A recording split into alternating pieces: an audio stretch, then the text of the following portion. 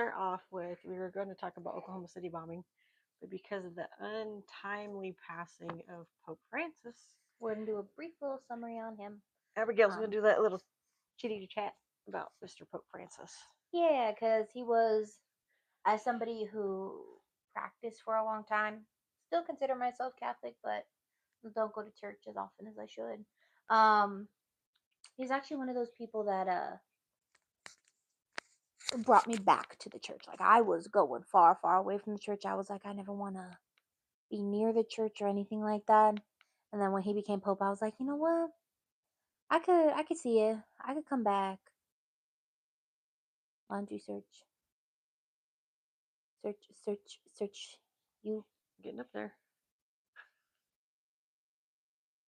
I'm trying to pull up the comments because, you know, Can't read. we can't read them on my small phone. So, nope, not that one.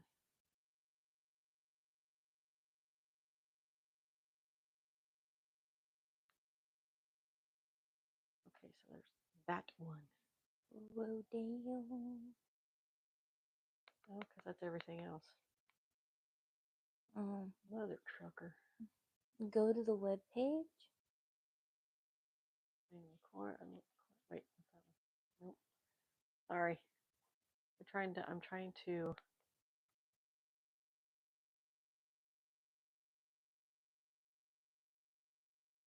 search on mobile. I can't search on mobile because I'm on my mobile. And drive me nuts. Get on my nerves. I'm trying to figure it out. Okay, you do your thing and I'll figure it Okay, out. so quickly gonna talk about Pope Francis. Since he did pass away, I think it was. I have the exact time. He would passed away at 7:35 Central European summertime. So it was pretty early in the morning for us, but it was actually later in the day for them. Mm-hmm. Um, so yeah. Um, let's see.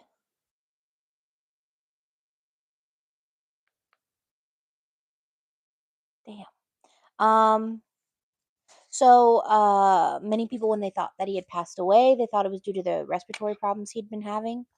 Um, turns out it was a hemorrhagic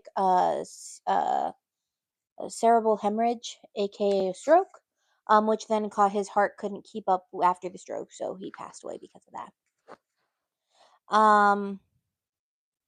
So because he had been hospitalized in with pneumonia for about 5 weeks too, so that's a fun little fact. Um, Pope Francis was actually born Jorge Mario Bergol, Bergoglio on December 17th, 1936. He was born in Argentina and was the eldest of five children. His dad was an Italian immigrant that moved to Argentina during the reign of Mussolini, and his mom was born in Argentina, but her parents are actually from Italy. So his descent and ethnicity is Italian, but Okay. because his mom was Argentinian because she was born there, he is classified as an Argentinian. That's why a lot of people debate whether he's the first non um no, because I found out some information too about that. So he actually only has one living sibling left. Oh wow. So he was the oldest of five, but he and his sister Maria Mm-hmm. are the only ones left alive. Oh wow. So when he was younger, he worked a little bit as a bouncer, and then he worked as a janitor. Sorry, Yeah, laughing at the bouncer. I'm like, what? Wait a minute. yeah. And then he got a technical degree as a chemical technician and worked at a food section of Hickthier Bachman Laboratory. Okay. So when he was 21, he actually got sick with pneumonia, right? Sad. Yeah. And he had part of his lung excised. In 1955, so he had a part of his lung removed Okay. because the pneumonia got so bad. Hence why when he got pneumonia again in his older age, it hit him hard. Well, you're missing. I mean, Yeah. So when he was in 1955, he was inspired to become a priest on his way to confession, which afterwards he was actually going to celebrate Spring Day. mm-hmm. So then after that, he went to seminary school. 3 years later, in 1958, he became a novitiate on March 11th, 1958. So in 1955, he was like, you know what? I'm going to start the process to become a priest. He became a seminarian, which is essentially you go to school, you learn stuff, and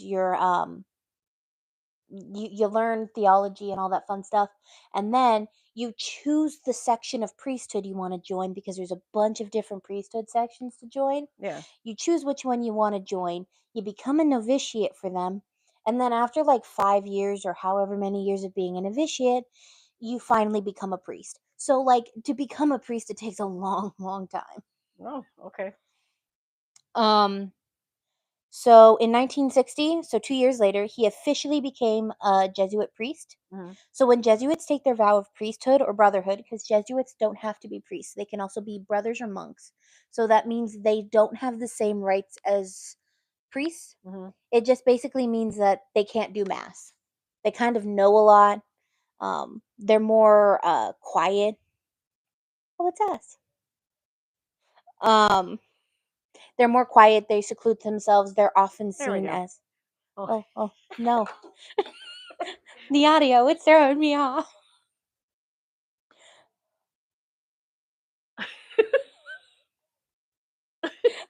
Sorry, I found us. Okay, That way so we now can we can see read the comments comments. easier. Yes. Um, so blah, blah, blah, blah. He actually admitted during this time when he was a novitiate, though, that he had a crush on a girl, and Okay. it was actually making him debate whether he wanted to be a priest or not. And then he was like, you know what, I'm going to take the vow of priesthood. Okay. So when Jesuits take their vow of priesthood, they vow poverty, chastity, and obedience, Hmm. and they live in religious communities. So they live in communities of only priests. They don't tend to live by themselves. Oh, okay. They tend to live with others. Continue. I'll be right back. He also got what we consider a master's degree in philosophy in 1960. And then after that, he began to teach psychology and literature in a high school from 1964 to 1965. And then he moved to a prep school for college boys in Buenos Aires in 1966. And in 1967, he became a teacher of the novices and became a teacher of theology. So his whole big thing was teaching. Um, So then he began his last final stage of training as a Jesuit to take the fourth vow, missioning for the Pope. He spent some time abroad, became a provisional superior in the Society of Jesus in Argentina that July for a 6-year term, which ended in 1979. So that means he was just in charge of all the Jesuit priests in that area. After the completion of his term in office, he was named um, in 1980, he was named by the rector of Philosophical and Theological Faculty of San Miguel. Um, and this is Michelle's really going to want to hear this. I'm coming. Sorry, I went to go put a shirt on. So, I'm comfortable. he became the rector of Philosophical and Theological Faculty in San Miguel, Okay. where he had studied. Oh. But before taking up his new appointment, he spent 3 months in Ireland to learn English. Okay. One of the weirdest places that you want to go to learn freaking English. Yeah, so They don't speak he English that great. he spent 3 months in England. He then served at England San and Miguel. Ireland. Huh? In Ireland. In Ireland, yes. Okay. He learned it in Ireland. And then he I mean, I give them credit. They do English pretty well. But when you live to me, when you live somewhere for so long, I mean, I've been told that if we ever want to visit there, if we attempt to try to speak the language that's over there, like the lingo or whatever, what their language is, they appreciate that you try. I'm like, yeah, I'm gonna butcher it. yeah. Then he served at San Miguel for 6 years until 1986, when at the discretion of his Jesuit superior, Peter Hans Kolvenbach, he was replaced by someone more in tune with the worldwide trend in the Hmm. Society of Jesus toward emphasizing social justice rather than his emphasis on popular religiosity and direct pastoral work. So basically, they replaced him with somebody who was more for social justice and not as hands on as him. Okay. Um, he then returned to Argentina earlier than expected, served as a confessor and spiritual director to the Jesuit community. He was mentored by a Ukrainian Greek Catholic priest. And then in 1992, Hmm. he was asked to not live in Jesuit residencies due to ongoing tensions with leaders and scholars, concerns about his dissent, views on Catholic orthodoxy, not opposing liberation theology, and his role as auxiliary bishop of Buenos Aires. So basically, he was like the secondary bishop. Yeah. And Jesuits are often told not to take positions of power. Yeah. Because you can't really, in their mind, you can't live a poor life. You can't live a humble life if you're in a position of power. Oh, okay. So they had asked him to see because Hi, this was Thomas. hi. This was during the time that liberation theology was getting really popular in South America. Liberation theology in the Catholic Church is the new progressive way of teaching in the Catholic Church compared to the super conservative, where the priest is at the head of everything and you have to do what the priest says and you have to follow him. No matter what he says, his word is next to God's word, right? Mhm. Liberation theology has a whole different way of practicing. Liberation theology was started in South America when there was a lot of dictatorships, Yeah. and it was started amongst the poor. It was the priests there would teach about giving to the poor, helping the poor, but also because they were fighting dictators during this time period, Mhm. you often actually see, if you look up right now, guerrilla warfare Jesus, you will see pictures. They made pictures of Jesus holding guns because in their idea is you cannot fully practice Catholicism if you are not if you are oppressing people. Okay. If there is a form of oppression, it is not true Catholicism. So the way that the priests also taught with liberation theology was really new and exciting Mhm. because so after the priest reads the homily, he reads the gospel, he gives his homily. And most of the time when priests gave their homily, they would just sit at the pulpit and speak down to the people. This is what you need to do, A, B, C, and D, right? Mhm. In liberation theology, they would sit down with the people because they often had their mouses outside. They would sit on the floor with them and be like, okay, so this is what today's gospel was. Mm. Um, So they get to their eye level. get to their eye level and they go, this is what today's gospel meant. And this is what are some ways you can practice the gospel in your day to day life. It was more of a conversation.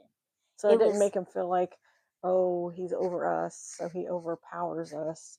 He's more to our level to help us understand and doesn't make us feel inferior. He exactly. makes us feel like we're equal to him as far as being in a church. Exactly. Cool. Hi, Um, Angela. Hey, look, Angela. We actually have you on our TV in the living room, so we won't miss any of your comments yay. Um, or anybody. so he became the actual bishop, and he was named the Bishop of Buenos Aires. And as Archbishop of Buenos Aires or Argentina, She's gonna do that. OMG. as Archbishop, he established new parishes, Mhm. reconstructed the archdiocese, led pro-life efforts, and reformed a commission on divorces. And one of his major initiatives as Archbishop was to increase the church's. She's trying to take our TV over. Why? Because it's Angela. That's why. Was trying to increase the church's presence in Shantytown, Yeah. aka Villa Miserere, which is aka known as the slums of Buenos Aires. Oh. So, under his leadership, a number of priests assigned to the work in shanty towns doubled, and he actually visited him himself. And then his work led him to be referred to as the Velero bishop, which translates to the slum bishop. Oh, okay. So he was very much practice Okay. what you preach. He was very much the poor was where he thrived. And during his early tenure as bishop, he sold the archdiocese bank shares and moved its accounts to regular international banks. Okay. This ended the church's high spending habits, which had nearly led to bankruptcy and forced stricter fiscal discipline. Basically, in Argentina, I remember hearing a story that when he became bishop, there was like a bishop who had a priest or something like that had like one of those fancy racing sport cars. And when he found out a bit about it, he demanded that the priest sell it because he had gotten it as being the priest and people had made donations to the church and he had bought it using the donations through the church. And when Francis heard about it, he was like, "No, you sell it and you give it back to the poor." Oh, wow. He was not the kind for like luxurious things. Yeah, especially again his vows: Luxurious. poverty, charity, chastity, helping the poor. So, So he and was the one that was with the brains. yeah, That's what I'm gonna call him. He's the one with the brains, and he was the one that had the heart that was giving back to the people, not doing what that guy was doing, making himself look good and like he's and rich. that was a lot of people have Why problems with everybody that loved in him. the yeah, exactly. That's why he was called the slum bishop, because he was with the poor. The poor loved him. He was called the people's pope, because when they would be like, "Okay, we're going to drive through someplace," he was like, "I'll walk." And he'll walk, but he won't walk like in the center of like arm. He'll walk amongst the people. He would walk and he would grab their hands, and if they would ask him to Oh, pray, he would pray with them. So he's cool. called the people's bishop. Neat. That's In awesome. 2000, he was the only church official to reconcile with Geronimo Podesta, a former bishop who had been suspended as a priest Yeah. after opposing the Argentine Revolution military dictatorship in Mhm. 1972. Oh wow. Podesta was one of the founders of liberation theology, and he had been essentially kicked out of the church. And then after he got kicked out of the church, he married somebody, right? Mhm. And he also defended his wife, because after he got married, the Vatican started attacking their marriage. And so he basically was like, "Nah, that's wrong. I'm going to defend her." So not only was he one of the only church officials to make peace with Podesto, he also defended Podesto's wife. Oh wow. In the same year, Um, Bergoglio said the Argentine Catholic Church needed to put on garments of public penance for the sins committed during the years of dictatorship in the 1970s Mhm. during the Dirty War, Mm. because essentially the church at that time sided with the dictators. They Mm. did not side against the dictators, they sided with the dictators, because the dictators held a lot of conservative values, Yeah. and the church was like, this will better appease us if we side with them. Okay. So Bergoglio regularly celebrated Holy Thursday. So on Holy Thursday, it's the Thursday before Easter. There's a tradition of washing feet. Right. Now this is typically done only with men. Some churches did women, but it was almost only with men. Um, he did it in hospitals, jails, retirement homes, and the slums. Let's be honest. They what? They sided with the The dictator dictator for for the the fact of fucking money. money. Yes, exactly. So Um, much easier to read. It is. So he continued to be the Archbishop of Buenos Aires after his elevation to being a cardinal in 2001. When he was cardinal, he was known for his personal humility. Now, when they're a cardinal, sorry to cut you off. Now, is it they're a bishop, then a cardinal, then they get after that? So How do the basically, steps so happen the with him steps being a bit? go: you're a regular person, so you're you and me. God. Um, you're like you and me, Uh huh. regular people. Okay. And then you have the next step up from us, Hmm. which is nuns and brothers, Okay. monks. So those who are religious, but they don't necessarily they don't have the same power. So Angela's saying priest, bishop, and cardinal. Yeah, priest, Okay. bishop, cardinal, and then you have the pope. But the pope is technically considered the bishop of Rome. So technically it's like a downgrade, but it's actually an upgrade. It's a weird, Okay. weird thing. All right. But yeah, so it goes us, brothers, monks, nuns, then you have priests, then you have bishops, then you have cardinals, Okay. then you have the pope. Okay. Yeah. So was known for his personal humility, doctrinal conservatism, Mhm. and commitment to social justice. His simple lifestyle included living in a small apartment rather than an elegant bishop's residence. He used public transportation and cooked his own meals, and that enhanced his reputation of being humble. And then he limited his time to Rome to lightning visits when he was a cardinal. Okay. So he would only be there if like absolutely needed, and then he would go back to Argentina. Superman. Exactly. Um, when he was elected pope, he changed his name, as all popes do, but he decided to choose a new pope name. And he chose himself to name himself after Francis of Assisi, because he was especially concerned with the well-being of the poor.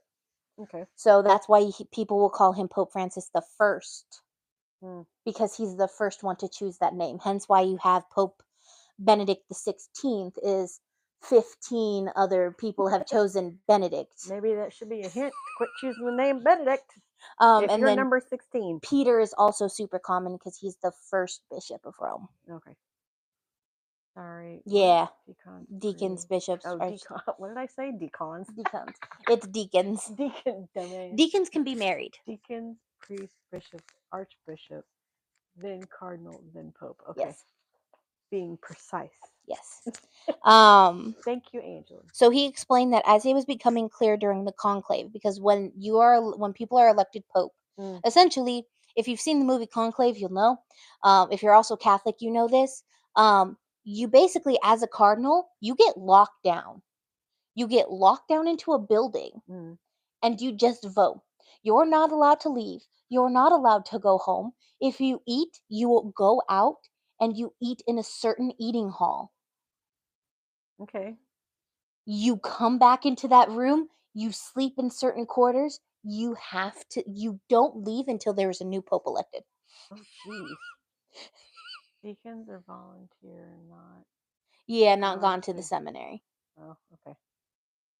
Um, Yep, after the mourning period, they get conclaved. Wow. And then every time they vote, if they don't find the pope, they don't vote and nobody votes on it's not a unanimous vote, they put black smoke up in the air. And then they vote again, and then they put white. Been locked up. Let me out. Let me out. I'm stuck I in think your pocket. the election time for Pope Francis was like 9 days. I'm not sure. It was a while before So if they don't get a unanimous vote, black smoke. Black smoke. When they finally elect the Pope, red, white. White. They change the smoke to white. So basically, you will see me sitting here watching a YouTube video, just a live video of the Roman thing, and it'll just be like, "Oh, it's black smoke. It's white smoke. They got it. They voted on it." No. It's just white and black smoke. Yeah, white and black smoke. Okay.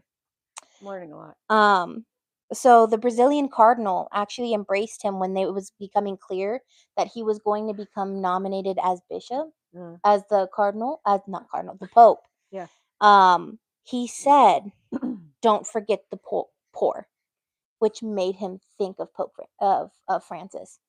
And so that's why he chose it, saying he brought Christianity an idea of poverty against the luxury, pride, vanity, and the civil ecclesiastical powers of time. He changed history. Nice. So that's something he wanted to embody in his popehood, which he did. Obviously, if he's willing to, go through everything that he's gone through just to get where he was Oh, at. and when he was pope, he made Francis was one day. Okay, yeah, it was one day. They didn't want to be locked up. I know one time it took a month. If I am correct, one time it took a month because it was wild. I think this was also during the time period they had 3 people claiming to be pope.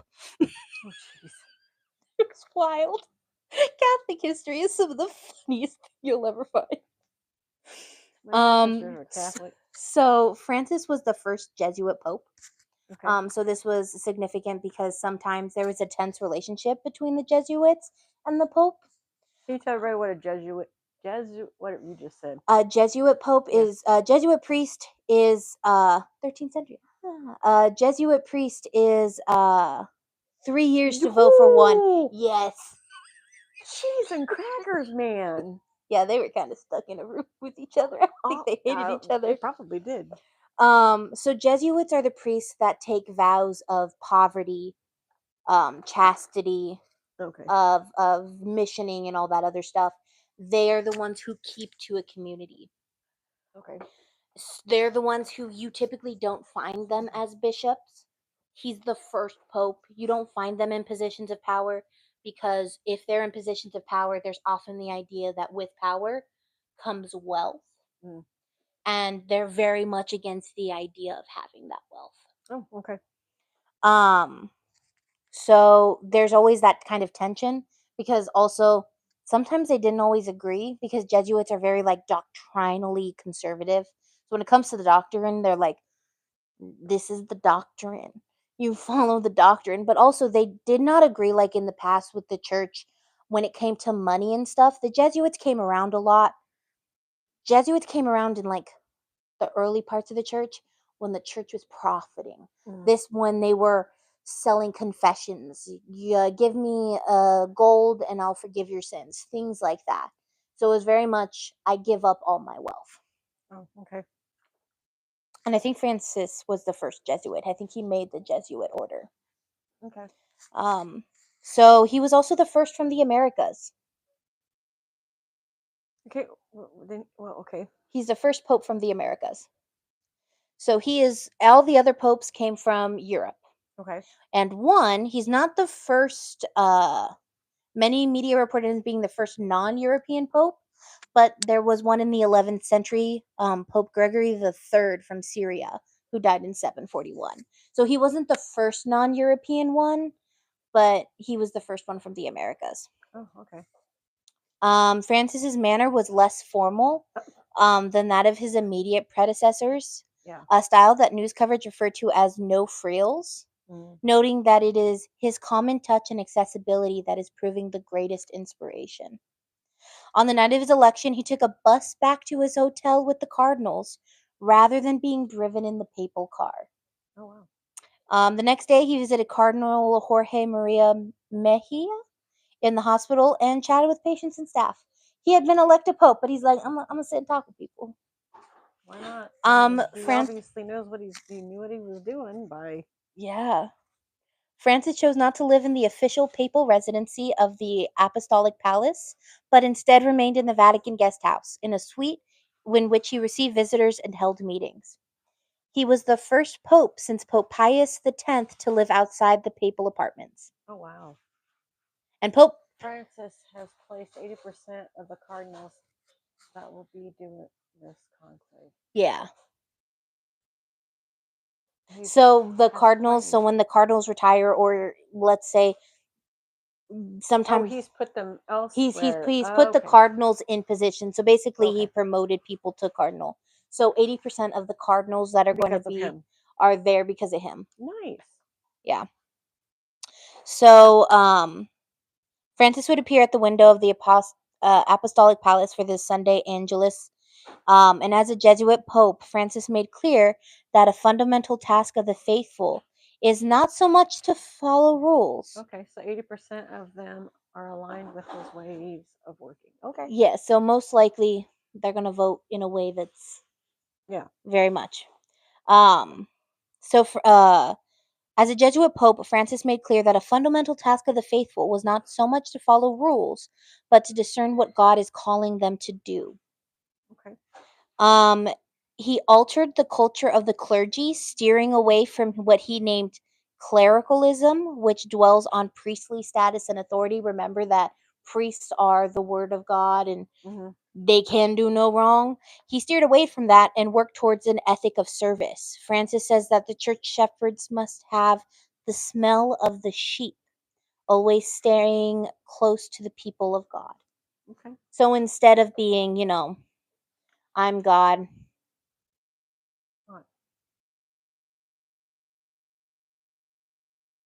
Is it opened?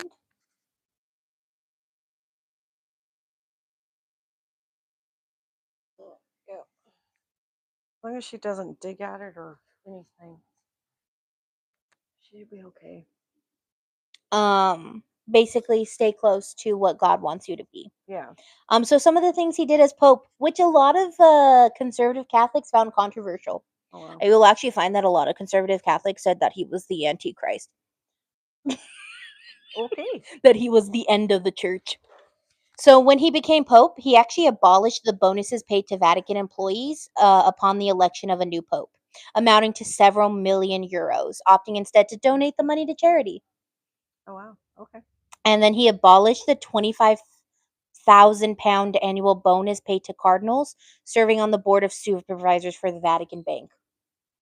Okay. So gave more money to charity. Nice. On April 13th, 2013, Francis named 8 cardinals to a new council of cardinal advisors to advise him on revising the organizational structure of the Roman Church. The group included several known critics of Vatican operations and only one member of the previous organization. Okay. And then on the first Holy Thursday following his election, Pope Francis washed and kissed the feet of 10 male and 2 female juvenile offenders imprisoned at Rome's Casal del Marmo detention facility, telling them the ritual of foot washing is a sign that he is at their service. This was the first time that the Pope had included women in the ritual, Hmm. although he had already done so when he was an archbishop. One of the male and one of the female prisoners were Muslim. Oh wow. Okay. He was one of the, he's one of the first popes that like actually had a conversation with Muslims and created that kind of tried to create that branch that Like trust. Okay. trust. So then on March 13th, 2013, Francis used his first Easter homily to make a plea for world peace, specifically mentioning the Middle East, Africa, North and South Korea. He also spoke out against those who give in to easy gain in a world filled with greed and made a plea for humanity to become a better guardian of creation by protecting the environment. He was very pro like environment. He was Yeah, like, they said that he would speak on climate change and all oh, that he stuff. was very much uh we have to do he is actually because of a lot of his teachings, a lot of Catholic schools, Catholic churches have reduced their CO2 Yeah. emissions and are actually some of them are actually putting out CO2 emissions Oh, nice. Okay. instead of being in the negative. So he also appointed women and nuns to in places of power in the Hmm. Vatican that they had never been put in before. And he also put a woman, a nun, as a president of the Vatican. So she handled all the political things in the Vatican. Okay. The first, the first one. Okay. And then he also gave priests the opportunity to bless gay weddings, something that was seen as terrible to most conservative Catholics. So as a pope, he was more accommodating to the LGBTQ topics than his predecessors. In a July 2013, his televised speech, he said, "Who am I to judge?"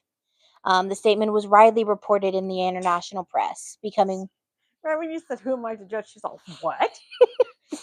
became one of his most famous statements on the LGBTQ people. In other statements, Francis had emphasized the need to accept, welcome, and accompany LGBTQ people, including LGBTQ children. Which, when conservative Catholics heard this, they had heart attacks. Well, I bet. I bet. I mean, he's the first one to say something, isn't he? Yeah. And those who had said something before him said that that wasn't something they could do. Mm. He did say marriage is between a man and a woman, Right. and he was like, that is what marriage is. That is, the church cannot change its definition on that, Yeah. but we can give you a blessing for the marriage. We can't give you the marriage, but we can give you a Yeah. blessing We for it. can't. Yeah. And that's what when people say he was doctrinally conservative, that's what they mean. Very much when he gave his teachings, he did things in a very like social justice, caring for the environment, all of this other stuff. Yeah. But he was also very much, this is what the church says, this is what the doctrine says, we follow the doctrine. Okay. So, in recent years, he openly criticized countries that mistreated migrants and the poor, calling on them to treat them better and have compassion for them. He was called the People's Pope because, unlike his predecessors, he would try as much as possible to not use the Pope mobile but walk amongst the crowds to shake hands and pray with people. He was often seen as a progressive priest because his views were so different from his predecessors. And fun fact, he never owned a cell phone or a computer. And so he mostly used a landline. And he used one of his employees or somebody near him's phone to make an Instagram account. He was the first pope to have an Instagram account. Oh wow. And But I bet they monitored that too. yeah, he broke records after having gained 1 million followers in under 12 hours from the account being set up. Way to go, Pope Prince. Yep. There you go, man. He also became That's the cool. first pope to write an op-ed in the New York Times addressing issues such as COVID-19 restrictions on public gatherings and the need for global solidarity. He is often people got confused because he was like, okay, cool, we can't do the whole like gathering outside. But he was very upset when dioceses said no more masses.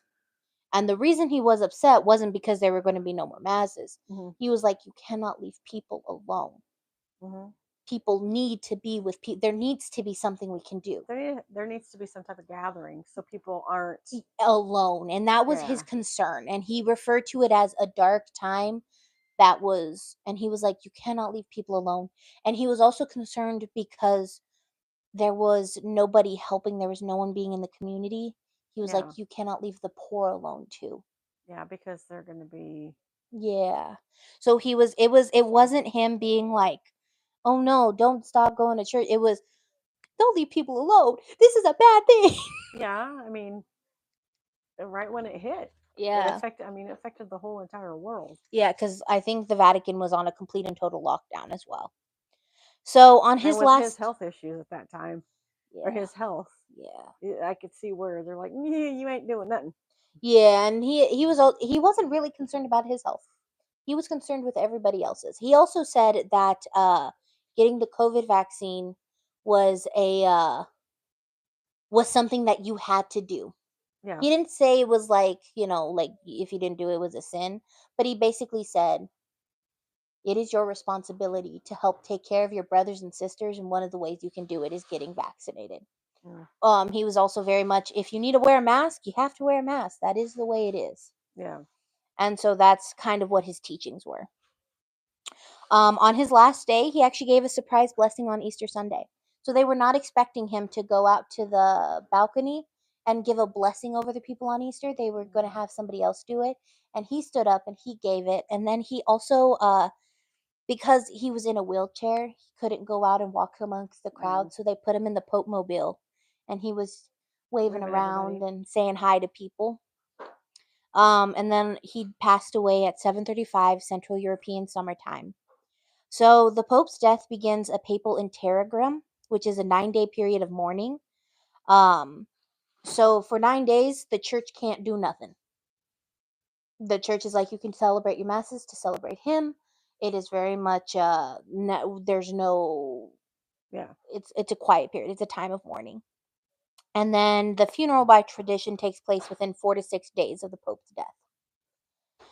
And then his spiritual testament, dated June 29th, 2022, revealed he wanted to be buried at the Basilica of Santa Maria Maggiore. Instead of St. Peter's Basilicas, where most popes go when they die, they're buried in St. Peter's Basilica. He decided not to. He decided to go with the Santa Maria Maggiore, Okay. which is a basilica in Rome. But it's one of the smaller ones. And so after that 9 days, cardinal electors will arrive in Rome to attend the Congregation of Cardinals, which will then decide the date and time of the upcoming conclave.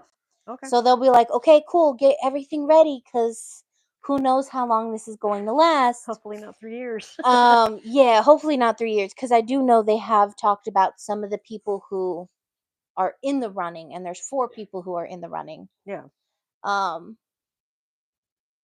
And by some of their policies I've heard, I don't know if the people that Pope Francis put in power are gonna like them. So, We'll yeah, find out. that's a little bit about Pope Francis. If it takes a long time, I'll do a little thing about when he's finally elected. We can do that. The new Pope. Yeah, we can do one on the newly elected Pope. And I was gonna say that on her thing, I think it was just her scab fell off. Mm-hmm. What?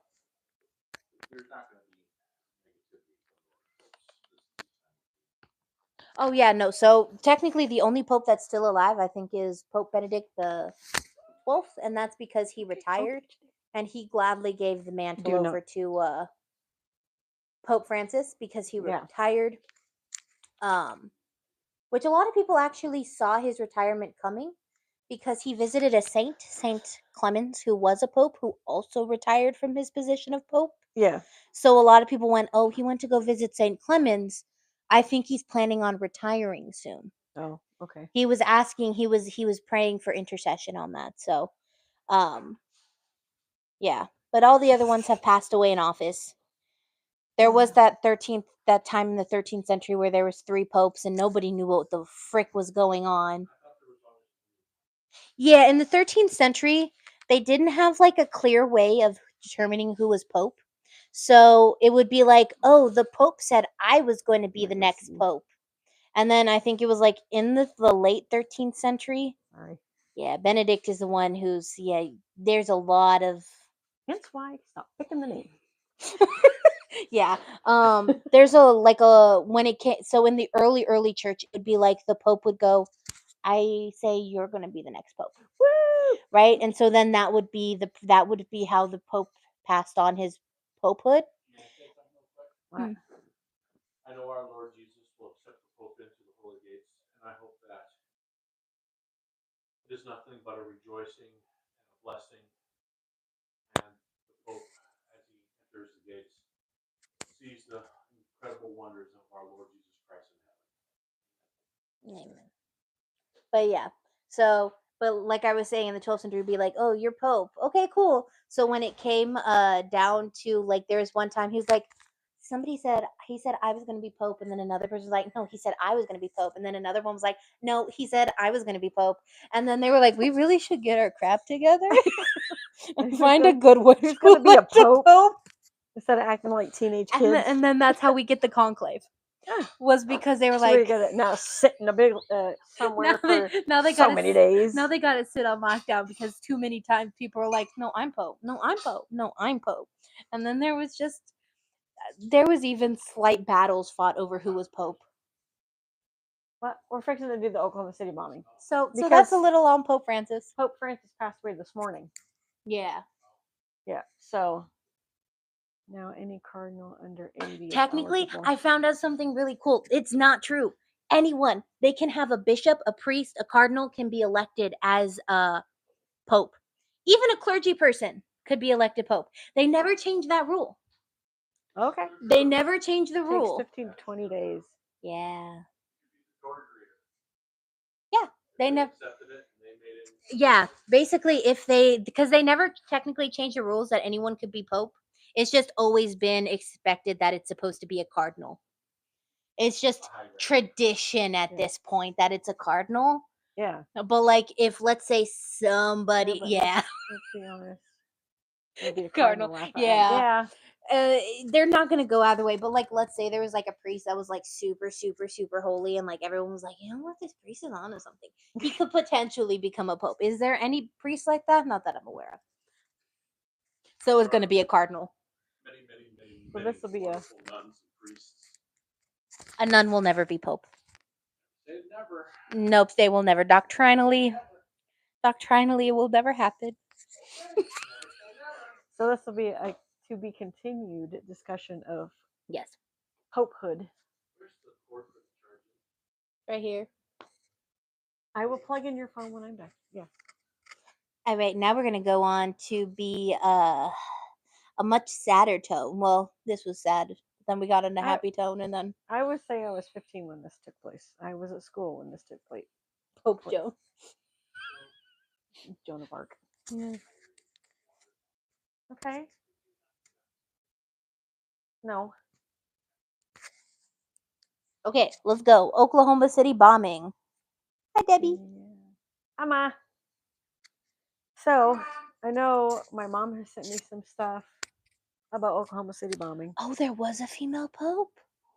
Ah, I guess She there was was. Pope for 2 years. Well, Huh. we will. That's good to I know. didn't know though. that. We didn't know that. This is what I like Probably- about YouTube and doing lives. You learn things. You know what? Okay. She was a woman, and the Catholic Church don't like women in power. Well, tough tabukis. That's a new word. Tabukis. Tabukis. Tabukis. Hi, Marie. Okay, so yes, we are going to sit here and discuss for a little bit of the Oklahoma City bombing. We all know that it happened on April 19th, 1995, which was just a couple days ago of the anniversary. Like I said, how I learned about it, I was going to be 15. I wasn't 15 yet. I'm going to take that back. I was going to be 15, and I was in school, got home, and from my understanding, my stepmom was watching the news and they talked about it on the news. I would and if it's it's up to you guys. I'll see if I can find the video of the song that Garth Brooks wrote. It's a very moving song. I love the song that he wrote for what happened. Okay, I'll see if I can find it and I'll put it in the comments below or in the description so everybody can go see do the video. A few weeks ago, they were actually doing some not history on it, but they like it was every day, which baffled me because I thought that they would do it last week up until the day of the anniversary. They were showing videos of what happened and what took place. You want attention? Is that what you're trying to get? And so, You're on her notebook. You know that, right? yeah, you're gonna have to get off my notebook, baby. Marie, can I have my notebook? Can I have my notebook? All right, hold on. See, Sorry. I had heard about the Okay. Oklahoma City bombing because You can still sit there. It's okay. I have to have this. my mom, I think during that time period, she was a nurse or something during that time period. But I remember her talking about how she knew people who were close to the bombing or something like that. So Yeah. I remember hearing about the Oklahoma City bombing from a young age. Mhm. I was always taught about she always would, like, during the time period, she'd be like, oh, let's pray for the little kids during the Oklahoma City bombing. But I didn't learn about all of it and everything that happened until I was doing a criminal justice class, and we were discussing terrorism. Oh yeah. And how, like, most terrorism is homegrown and not necessarily out of country terrorism. We just assume Right. it's out of country. Which well, you brought that up. I'm just going to go ahead and talk about that part. Is from what I've seen and looked up, researched. I wrote it all out, but no, my hand cramped, so that ain't happening. So I wrote what I could, okay. But what she's talking about is literally right after this took place and this happened, they were saying it was Islamic people. They went straight to it was Islam, which they didn't wait. They didn't research it. It was the media who was putting that out there. Immediately. They put it out there. It's like didn't even give an investigation, nothing. And And they just put it out there that it was Islamic people that did this. and I hate to say it, I think it's because we as Americans, Automatically assume it. we automatically assume, because I think it's difficult for us to wrap our heads around Somebody doing it. somebody doing it, so we have to US. make somebody else the bad guy. We have to be like, it's trust somebody me. else. This dude is a hole. And I'm gonna say it, and you may not like what I'm about to say, but he got what he deserved. I'm gonna say that because for somebody to be that sick, and I'm gonna call him sick because he was. I had an uncle that was a few blocks away in a truck, and when it happened, it blew out his left eardrum. I had a friend of mine who I went to school with. She was a cheerleader at our high school, well, throughout school. Her mom just left the building to get in her car when it happened. So I have some little tidbits here, okay, of what was said, and then we'll get to numbnuts. So Oklahoma City bombing, April 19th, 1995 at 9:02. So whenever this took place,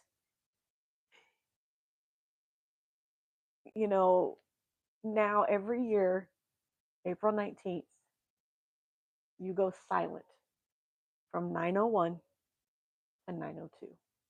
If you ever get a chance to look up photos of you and Justin had just went there in I February. couldn't even make it through the beginning. I started crying as soon as I walked into it. And it's I love the memorial. It's a beautiful memorial. It's great. The tree It's is beautiful. still standing there with nothing on it. It can't grow anything. And the writing is still on the wall. Somebody comes in and they trace back over it to keep the writing on the wall and keep it going because it did a lot of damage. Yeah. So here's some more little tidbits. April 13th to April 18th, 1995, McVeigh makes the preparations. He also visited Oklahoma City. He bought a getaway car and rented a Ryder truck within those 5 days. I'm going to try. Mom, you should. I'm going to tell you right now, it's a little pricey. I think it's like between $30 $35 for the thing. I think it was $15 for me and Justin. Okay, so okay, so if it's two people going, 30, okay, then it was like $30 for two people. Okay, so about $15.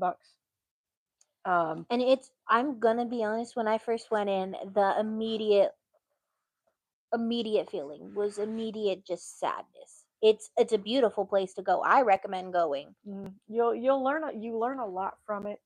They do play the song Mm-hmm. when you get to certain areas, but I'm going to warn you Bring tissues. that because I did the same thing when we got to where the debris and stuff was. I cried all the way through it, and then right when we got to where their stuff was at, rage. I was so mad. But there is a point in giving you a heads up with this, Mom, because you've not gone. And I had told her if they get to go, beware. You go into a room and you get to hear recording of people going to the water company to get like a permit. And I'm sitting there and I'm texting my dad because we were there a while back. And I'm texting my dad. He's like, "What are you doing?" So I told him what we're doing. If I would have known, we would have brought him with us so he could Mm-hmm. go see it too. And my phone, I'm laughing at it now because it scared the crap out of me. Yours, boom. And my phone went, whee. It went flying. I was not expecting that. And so I will just, and you don't know when it's going to happen. So Yeah, and you see, won't know. I can't officially say right at this time it's going to happen, but yeah, you will hear a loud boom, and that's when it blew up. and see, that's the thing. Because she had told me, so I was listening to it, and I was like, these people are going about their day-to-day life. Yep, pretty much. They are trying to get water permits. They're fighting against this water bill that's going to be passed. They don't like it. They're expressing their concerns. They're being good constituents. And then when I heard the boom, I was like, I think they added something. So they then put on the wall behind it, it then lit up with all of the people who died in that blast. Yeah, there's like so when you walk in, what she's talking about, when you walk in and they have you go into this room to hear the talking and Mm-hmm. the recording, there's glass. Yeah. And then that's when you When the see. boom happens, it lights up with every single person who passed away. Yep. And that was just heartbreaking to see. It And scared the crap out of me when I heard it because I wasn't expecting that, and I've never heard it because we never lived in Oklahoma City. You never heard it, but for them to have a recording of something like that, I mean, the fact the recorder survived is amazing. And then yeah, the fact they played stuff that happened after it where the person is screaming, everyone out, everyone out. it's a creepy and sad and emotional. But here's the thing: the one thing I loved that they said in the documentary that they did, he thought it's okay. It's okay. Tataru is fine. You don't need to He defend her thought honor. McVeigh, Terry Nichols, and Michael Fortier, whatever his name is, thought that it was going to bring us down. And I'm saying us as Oklahoma as a state. They thought it was going to bring us down. Well, guess what? I'm going to keep my words nice. You didn't do it. You brought us more together than anything. Mm-hmm. You think that just because you could do something like this, that you could try to tear a state apart or a city apart? Nice try. And weren't 'Cause it they did. also trying to start a race war at the same time? Oh, we're going to get to that. Okay, here Which, we go. Here comes the y'all, fun. Here comes the stop fun. with the race war stuff, Okay. please. So, Manson, on these dudes. April 19th, 857. Mm-hmm. Now, mind you, the Murrah building did have a camera that pointed out to the doors, and they see a truck come up. That's all they see. They don't see it leave, nothing. Mm-hmm. Okay, so if you pull that video, you can also see it. It says McVeigh arrives at the Murrah Federal Building and parks the Ryder truck in front of the building. Okay. 9:02, and I'm not joking because this is what I found out. A 4,800-pound ammonium nitrate fuel oil bomb exploded. He had it in the back. I'm so proud of myself I could say that word. Because I had to try to say it over and over again in my head. So, governor's office, 30 children were orphaned. 219 children at least lost one parent.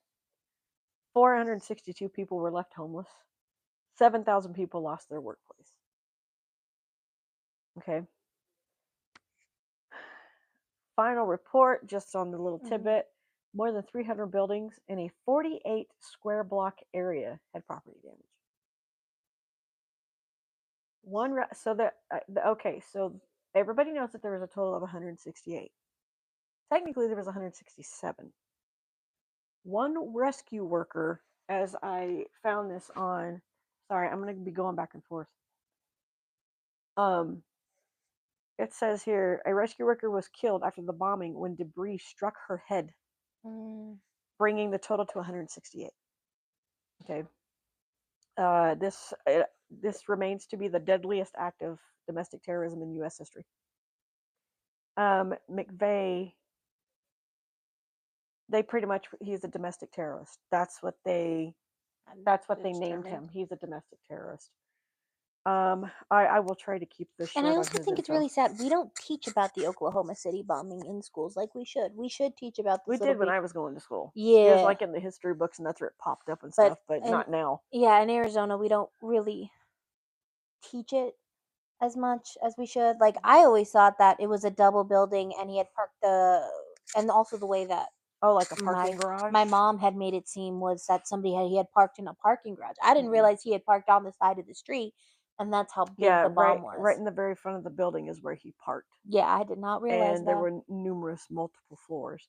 And the documentary that I watched, there's some things that I didn't know. So I forgot the number of kids that were in there. I think they said it would hold 30 to 60 kids, I believe. When it happened, they found a lady that worked there, and there were two little boys, and they were African American kids, little kids, and they found one down the road. Like, I don't know if it had blew him that way or what happened, or he was in the rubble or something. I don't know, but they found one. And the lady that came up, she was like one of the daycare workers, and she goes, "Oh my God, where's his brother?" So his brother is also at the building, right? I mean, there's a lot of kids, and they were like, "This is the only kid we found so far. They haven't found any more." And so they did find his brother. So him and his brother did make it and did survive. They put them both on a stretcher with their feet touching, so they knew, okay, my brother's right there. They're like this, so that way one can calm the other to keep, because one was a little older. There was a woman that popped up on the screen, and I had seen her before. I was like, oh my God, I remember her. Unfortunately, both of her kids never did not make it. And they were young kids. Bill Clinton at this time was president. I will throw that out there. He did come. He did go to Oklahoma City. He did check it out. They even did a service, like a little service for everybody. And he went up to that mom. And he has just pretty much telling her, I have no idea what you're going through, but I feel for you. I feel for your family. I feel for the city. And his words, and I might be misquoting a little bit, or summing it up in my own words. The people that did this will pay. Act of terrorism needs to, no. This is going to be handled and taken care of. Okay, so that's when they come up, and that little getaway car that they had, yeah, he didn't get very far. He got stopped by the Oklahoma troopers because they had it to where they were sitting in certain areas to check everybody. And they show video on the documentary where they showed where they were stationed in certain places. So they pretty much they stopped him. So Timothy James McVeigh, born April 23rd, 68, and he did die on June 11th, 2001 by lethal injection. And yes, Oklahoma still does believe in lethal injection. But the fun fact about lethal injections now, they can't get the meds to do lethal injections because pharmaceutical companies no longer make them.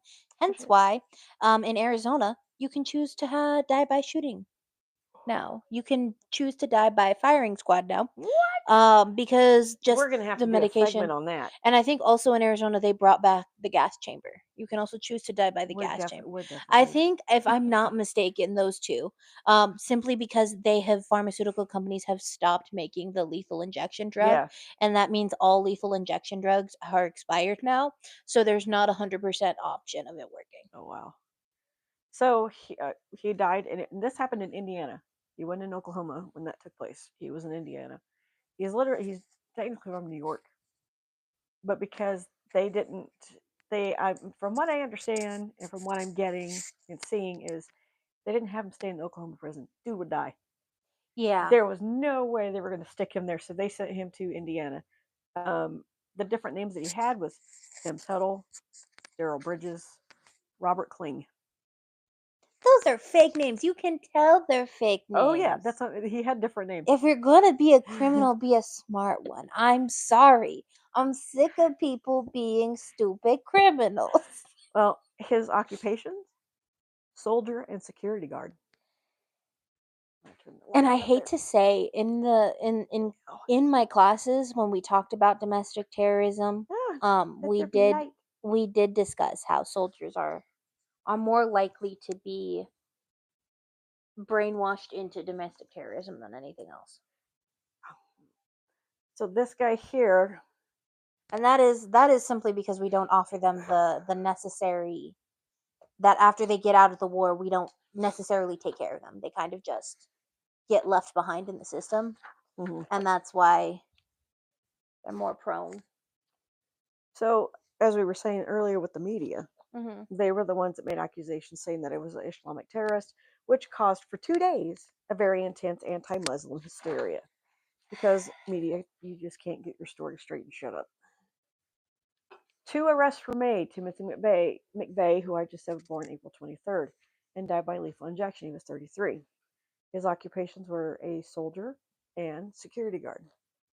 His motive is anti-government sentiment, retaliation for the Rudy Ridge, the Waco Siege, other government and other raids that the government has done. So he is anti-government, pretty much. U.S. foreign policy and civilian casualties from U.S. military attacks. Hence, that's why he did it. So he was saying, "Oh, I'm gonna blow up civilians because we blow up civilians in other countries." Are you stupid?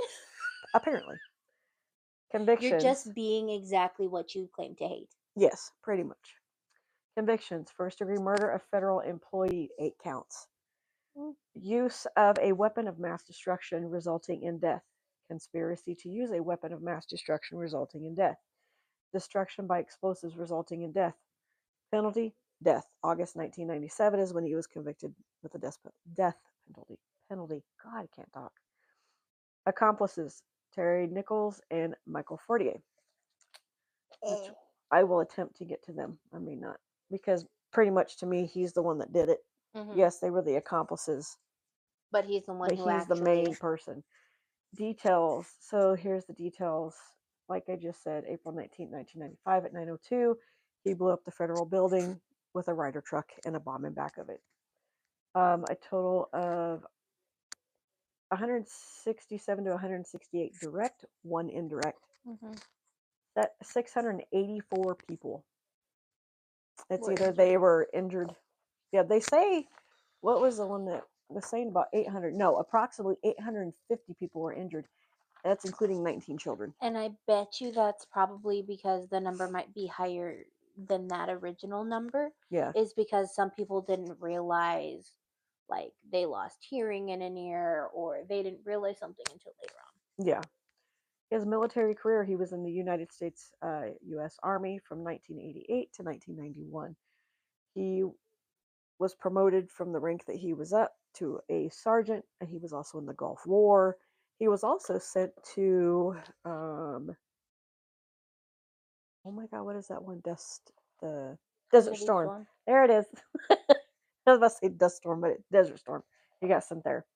So McVeigh was seeking revenge against the U.S. federal government. What triggered it was the Waco Siege in 1993 and the Ruby Ridge incident in 1992. Which, by the way, very poor handlings by the FBI, but the FBI now has a way of dealing with those incidents because of those incidents. So while they may have been terrible, the FBI did learn a couple of things about what not to do. He also expressed his dislike and disapproval for certain FBI agencies, such as the ATF or Bureau of Alcohol, Tobacco, and Firearms, the FBI or Federal Bureau of Investigation. He didn't care for their handling of issues regarding private citizens. He was hoping to inspire a revolution against the federal government. How well did that work out for you there, buddy? he defended what he did as a legitimate tactic against what he saw as a, how do you say that, Tyrannical. government. Can I tell you a quote? Go ahead. Okay, Go can I tell you? Do you know what he said? Why he did the whole bombing? Besides trying to get what his quote was, and this kind of like it set me off a little bit. Collateral damage. Oh my God. Collateral damage. And do you know what he told the families when they went to watch the lethal injection happen, or because they televised it or whatnot? You know what he said to them? Don't be something stupid. Get over it. Oh my God. He told them to get over it. He is a monster. Yep, he had no remorse, no feelings, no nothing about what he did. If anything, and I hate And to say this, by him being put in prison, he wouldn't have made it by a night. he wouldn't have made it by night, but also I think a guard would have killed him too. yeah, but I think also him being in prison proved to himself, it's kind of that mindset of I'm the victim, and then whenever something bad happens to you, go, oh, that makes me the victim again. Yep. Even though it was your own doing. Yeah. He put himself in that state of mind, and then when he went to jail for it, he was like, oh look, a tyrannical government threw me in jail for expressing my beliefs. No, you went to jail because you killed a bunch of people. 168 to be exact. Yep. 168. And also, tyrannical government in the freaking, when did this happen? 95. 1995. A tyrannical government in 1990. Bill Clinton as president. Tyrannical government. Yes, Waco did not go so well. They had never dealt with something like that before. Right. FBI was also a little new at that time. No, not a little new. First time dealing with something like that. Mm-hmm. But to say it was a tyrannical government.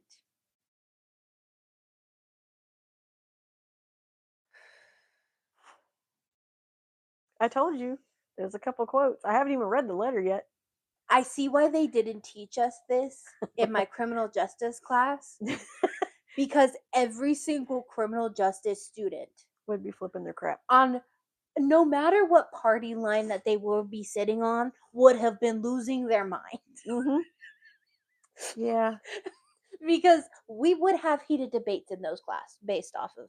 Yeah. But I know every single person in that class would have been losing their mind during this time period, because that is such. Yeah. We learned about Waco. We learned the shortcomings of Waco.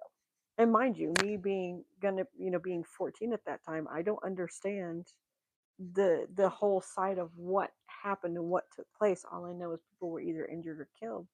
And then getting to go, because John took me to the Oklahoma City site because I asked if we could go because I had never been. And it was just it's a beautiful memorial. It's wonderful that they did that. What I really like, and I have to say this because I have to do like a little shout out. So when New Kids on the Block were there, Joey McIntyre was down there at the site at night. So when you go, there are big chairs for adults and there are little chairs for kids. And I think he was live, and I was like, oh my God, you're in OKC. Thank you for going and visiting that. That means so much. So I have to give a shout out to Joey McIntyre for going, because I thought that was really cool. I haven't seen many people, celebrities, go when they're there visiting or doing other concerts. As far as I know, he was the first one that I've ever seen post go. So that was really cool to see him do that. And I hate to say this, I think 9/11, basically I think 9/11 took away from the seriousness of this. More people are now focused on 9/11 than necessarily this. Every kid is taught about 9/11. Oh yeah. Oh yeah. I know every kid in my generation was forced, well, not my generation, but in 1998, we were forced to watch the news videos, and we were forced to watch forced. We were told to sit down, and we were like, oh, you're gonna watch a movie today. And we were like, oh, what movie are we watching? And then we ended up watching the Twin Towers get hit and people jumping out of the building. So that's a little traumatizing much. A little traumatizing. Yeah, it's horrible. But we never learned about this. And I feel like this is just as important as 9/11, if not, and I hate to say this, a little bit more important, because while 9/11 we lost a lot of people, this was homegrown. This was domestic. This was one of Yeah, us. yeah. No, but it wasn't like Well, it somebody wasn't. from the United States that killed and did the whole plane. Yeah, it wasn't. We're Well, not going to talk we're about not the gonna talk conspiracy about theories. political crap. Shut Mm. up. You don't have a mic. September's not here yet. Okay, give us time. We're not doing, I hate to say this, we're not doing one on 9/11. I'm too traumatized by 9/11. So I've watched too shortly many people after- jump out of a tower. shortly after this all took place and this happened, like I was telling you, they had cops, they have police force stationed in certain areas, and he was arrested shortly after the bombing and indicted on 160 state offenses and 11 federal offenses, which also included the use of a weapon of mass destruction. Why did they arrest him? Did they figure out it was him, or did they just... No, I don't remember. Because, like, if they had... I read somewhere that when they pulled him over, I don't know if they had like in his thing, it showed when I pulled this up a drawing and then his picture next to it. yeah, no, because I But it could have remember... been somebody had seen somebody run away from it, from the I building. think they were able to put out the camera footage and saw him walk away. Yeah. And then they were like, oh, when you're looking for this person, and somebody's like, he was at this hotel. And then he went to the hotel, they broke down the door, and they were like, oh, we got the idea who this guy is. Yeah. So when they stopped him, he was in the car because he was trying to go to Kansas. Yeah, he's trying to escape. Why are you trying to go to Kansas? Kansas is nice. So here's a little back history on McVeigh, so we know. Okay. Okay. Sorry, I'm fixing this. It's driving me nuts. When he was 10 years old, his parents they divorced. So he Okay. pretty much went and lived with his father in Pendleton, New York. He claimed to be bullied at school. He would sit and imagine. You were bullied. Oh, I'm sorry. He would sit and imagine how he was going to get back at the bullies for picking on him and being mean. Oh, so mini school shooter in the making. Okay. Some people would say he was shy, but others described him as a playful, outgoing child. Where, when he got to the adolescent, his stories don't line up. If people Yeah. are like, he's a happy child, how are you now planning on murdering your bullies? That don't add up. yeah, it don't. And that's what I kind of thought. I was like, well, wait a minute. You're saying that he's shy, but then you're all saying he's playful. Bet you he's a and outgoing. psychopath. Bet you he was an early psychopath, or he had antisocial personality disorder. Probably, because they didn't And he really lacked go into that. empathy, yeah. When he got to his adolescent age, he became withdrawn. So he withdrew from people. School shooter wannabe. He had one girlfriend. One. I feel sorry for But her. later said he didn't know how to impress girls. Obviously, they weren't together. While in high school, he became interested in computers. He also hacked the government computer system on his Commodore 64. Under the handle name, guess his handle name. Please don't tell me it's something stupid. No, Please don't tell me it's his name. the Wanderer. Oh my god. That was. You know what? I can't was- judge. I can't judge. I was doing research on Silk Roads, and there's a couple of names on there that's Okay. just as Gonna bad. top this one, huh? His senior year, he was named most promising computer programmer. His classmates also joked, calling him most talkative, even though he was shy. And until graduation, he had poor grades. Yeah, I bet you this man had antisocial personality disorder, and because they no longer call people psychopaths or sociopaths, they refer to them as having antisocial personality disorder. Yeah. Bet you he had it, because his recollection of things versus their recollection of things is he's making himself the victim, hmm and everyone else is these mean, awful people, when in reality, that's not exactly how the world was going. No. And also the fact that he had no empathy towards anybody. Those words of his of "get over it." Yeah, it said when he never showed any remorse for his crimes, repeatedly telling the families of his victims repeatedly telling the families of his victims to get over it. And yeah, so he has been buried in an undisclosed location. He was You know returned what? to his family, That's like and H.H. Holmes, them burying him in concrete because he was too scared when they were hunting his money. Coward. okay. I'm a little heated. I'm sorry. It's good. Why do you get heated because of stupid crap like this? Because of a numb nuts. McVeigh's grandfather started introducing him to firearms. He would tell people that his wish was to become a gun shop owner. He would even take firearms to school and show them off and impress friends. If this had happened right now, he would. He became really interested in gun rights, also known as Second Amendment. He began reading Soldier of the Fortune after high school.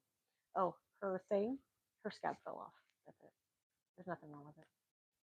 Just telling you. Sorry. Side note. Tataru's He yeah, the claws are coming out. I'm getting real sassy. I'm sorry. he did attend Bryant. I'm like, I can't even read my own writing. In Stratton College for a short time before dropping out. After dropping out, he worked as an armored car guard. So like probably like one of those people that do the money, like one of those vehicles. Don't look at me like that. I'm just reading the stuff. He was noted by coworkers. Oh God, no.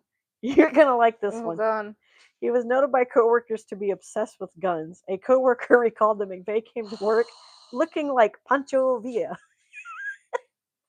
Because he was wearing the bandoliers. Oh my God.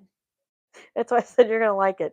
That's the nickname they gave it. I'm laughing at the nickname. I ain't laughing at what I'm This reading. man, Just the fact if that he was alive right now, he would have already shot up a school. I'm just saying. Thomas laugh out loud. Yeah. He would have shot up a school, and then he would be. There's more. You wanted to know.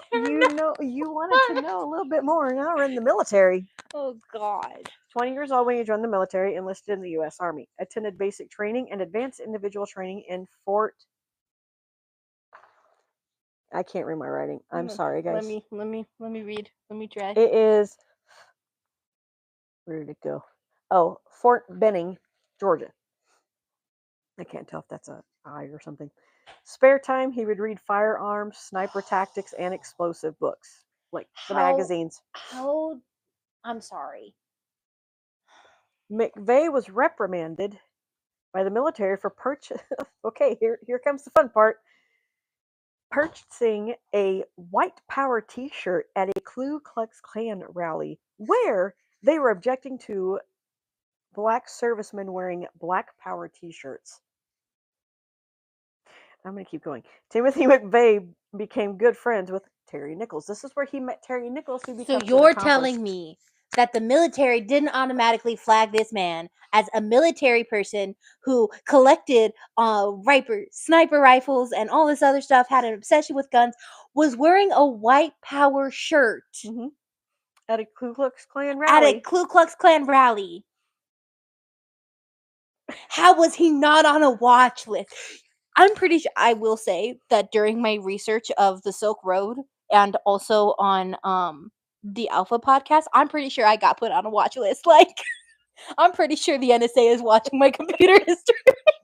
They're going to be wanting to know why we're doing this. Okay, don't worry. We're going to just mellow this out after. Okay, after these, we're going to find some other stuff to talk about. It's just anniversary.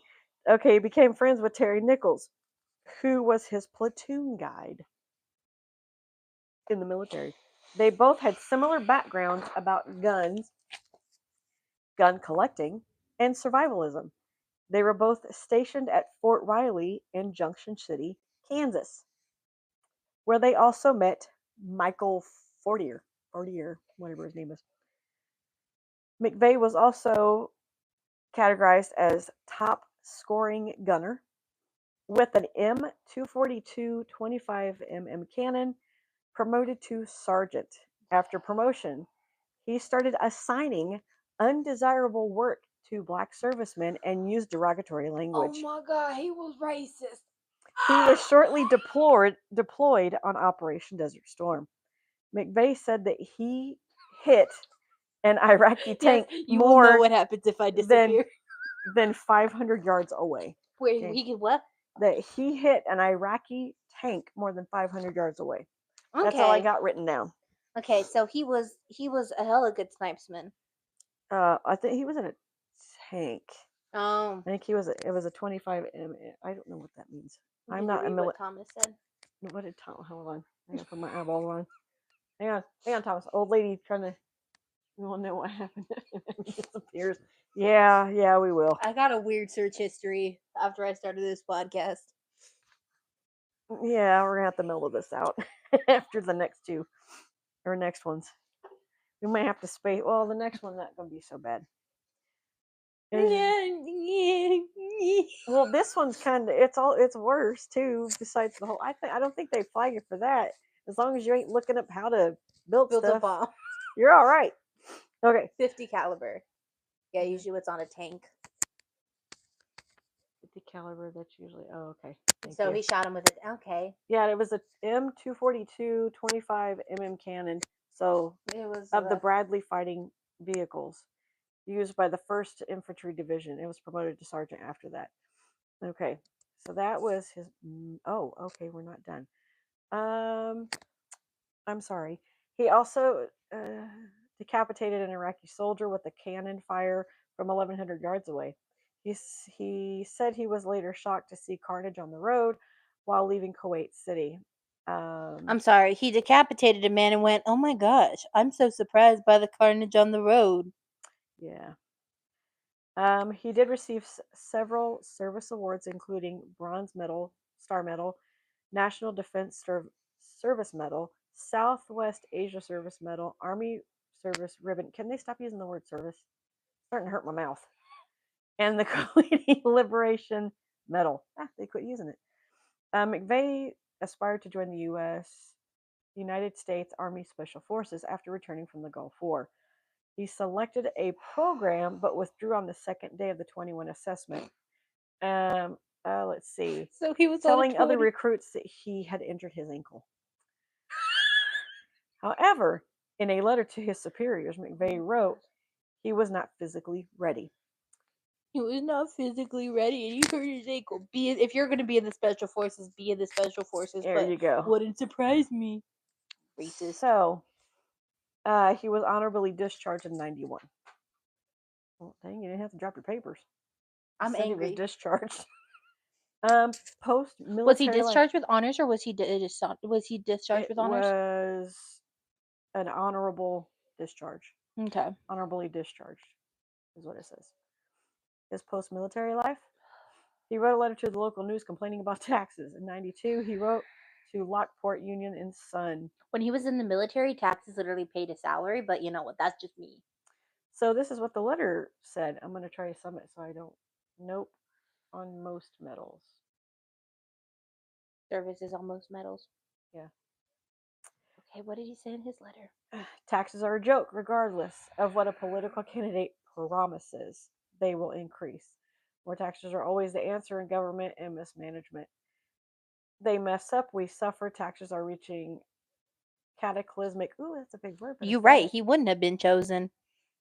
Because they look at our social doings. He could, even if he passed the physical part. Yeah. And now, no slowdown in sight. Do we have to shed blood to reform current system? I hope it doesn't come to that, but it might. That should be an indication. Yeah, that is like, and I hate to say it, maybe because we live in a post 9/11 world where we know people are watching our search histories and our like how little things on our phone calls and stuff like that. We expect it, but maybe because back then they didn't have that. That just was like, oh, somebody's just writing a threatening email or writing a threatening letter. We'll just add it to the other pile of threatening letters. And now if somebody writes that, they immediately get visited by like Secret Service. Why are you laughing? Why are you laughing? Please don't tell me he does stupid stuff. No, but it's kind of funny. Okay, it kind of reminds me of a scene in Forrest Gump where he got shot in the buttocks. Did he get shot in the butt? No. I'm sorry for laughing, but it's kind of funny. Okay, so more of it said it is a lie if we tell ourselves that the police can protect us everywhere at all times. Firearm restrictions are bad enough, but now a woman can't even carry mace in her purse. Okay, When did women ever not be able to carry mace in their purse? that's just something he's complaining about in the letter. McVeigh later moved with Terry Nichols to Terry Nichols' brother's farm with them in Michigan. While visiting friends, he reported complained about. Sorry. While visiting friends, McVeigh reportedly complained about the army and planted a microchip in his buttock so that the government could keep track of him. I wish they had kept track of him. Maybe the bombing wouldn't have happened. Oh my god. Oh, that's what I'm Why? laughing Why at. in his butt? I understand the neck. I understand the shoulder. I understand like here because this is really delicate. I understand maybe But why the on like your butt? chest. Why the butt? That doesn't make any sense. He ended up working long hours in a dead end job and felt he didn't have a home. He sought romance, but his advances were rejected by a coworker, and he felt nervous around women. You know what? No wonder. I'm glad she rejected him. He believed that he brought too much pain to his loved ones. He grew angry and frustrated at difficulties in finding a girlfriend. He also took up he had a obsessive gambling issue too, so he took that, and that's one of the things he did because he couldn't find a girlfriend. Oh, so he started gambling because he couldn't find it. Oh, You know what? it I'm gonna gets keep worse. my comments to myself. I'll Why? get the angry incels in the comment section. Unable to pay gambling debts, he also took cash advanced and then defaulted on the repayments. He began looking for a state with low taxes so that he could live without heavy government regulation or high taxes. He If became you don't enraged. want heavy taxation, move out of the United States. That's all I'm gonna say. He became enraged when the government told him that he had been overpaid $1,058 while in the army and he had to pay the money back.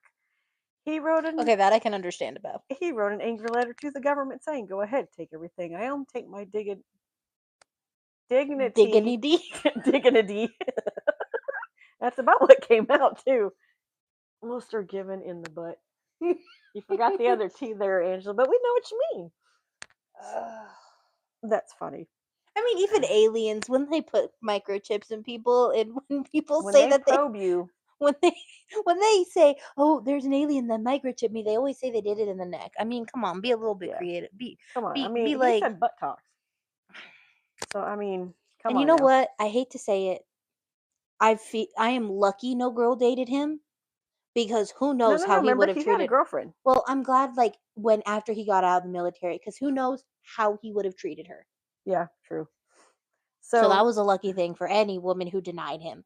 Also, can you imagine if a guy came up to you and be like, "There's a tracker in my buttocks. Can you see there's a tracker in my butt?" Like no, sir. the government taxes us too much. God. Just I'm just thinking of him having these conversations with women and women being Yeah. like, "Okay, I Yeah. wish I could have that mace that I guess I was taken Can't away from can't me." have in my purse anymore. So he pretty much tells them, "Go ahead, grow fat and rich while you take everything from me, sucking my tax dollars and property." Okay, I Uh, can kind of he did introduce his sister to an anti-government literature, but his father had little interest in the views. He moved out of his father's house into an apartment with no phone. Uh, this made it impossible for employers to contact him for overtime assignments. He quit the National Rifle Association of America, believing it was too weak on gun rights. he quit the NRA. So he was very pro, he was all He about the said the Second Amendment. NRA was too lenient on gun rights. Too weak. Yeah. The NRA? Yeah. Bruh. Okay, so now the Waco, Texas thing ties into this as Okay. well. Okay. 93, The most he drove to, I call it Waco, but we're going to say it properly and call it Waco, Texas, Waco, during Texas. the Waco siege to show support. He's Yeah. trying to be supportive and be there. Uh, while he was there, he was handing out pro gun right literature and bumper stickers bearing slogans such as, "When guns are outlawed, I will become an outlaw." How is he not put on a watch list? I'm sorry. Every time you tell me something new, I go, he should have been put on a watch list. Watch. So he told a student reporter, and I agree with you, he should have been on a watch list too, that their government is afraid of guns, Where? is afraid of the guns people. Oh, have because they have. What in the world did she type this? The government is afraid of the guns people have. There it goes. Because they have to have control of the people at all times. So he's saying the government has to have control, and he doesn't like the fact that that's how he feels. Is that the government's trying to control people and the guns that they have. Once you take away the guns, you can do anything to the people. So saying they're not allowed to protect themselves if they need to. You give them an inch, they take a mile. Uh, he believed at this time that they were turning into a socialist government. The government is continually growing bigger and more powerful, and people need to prepare to defend themselves against government control.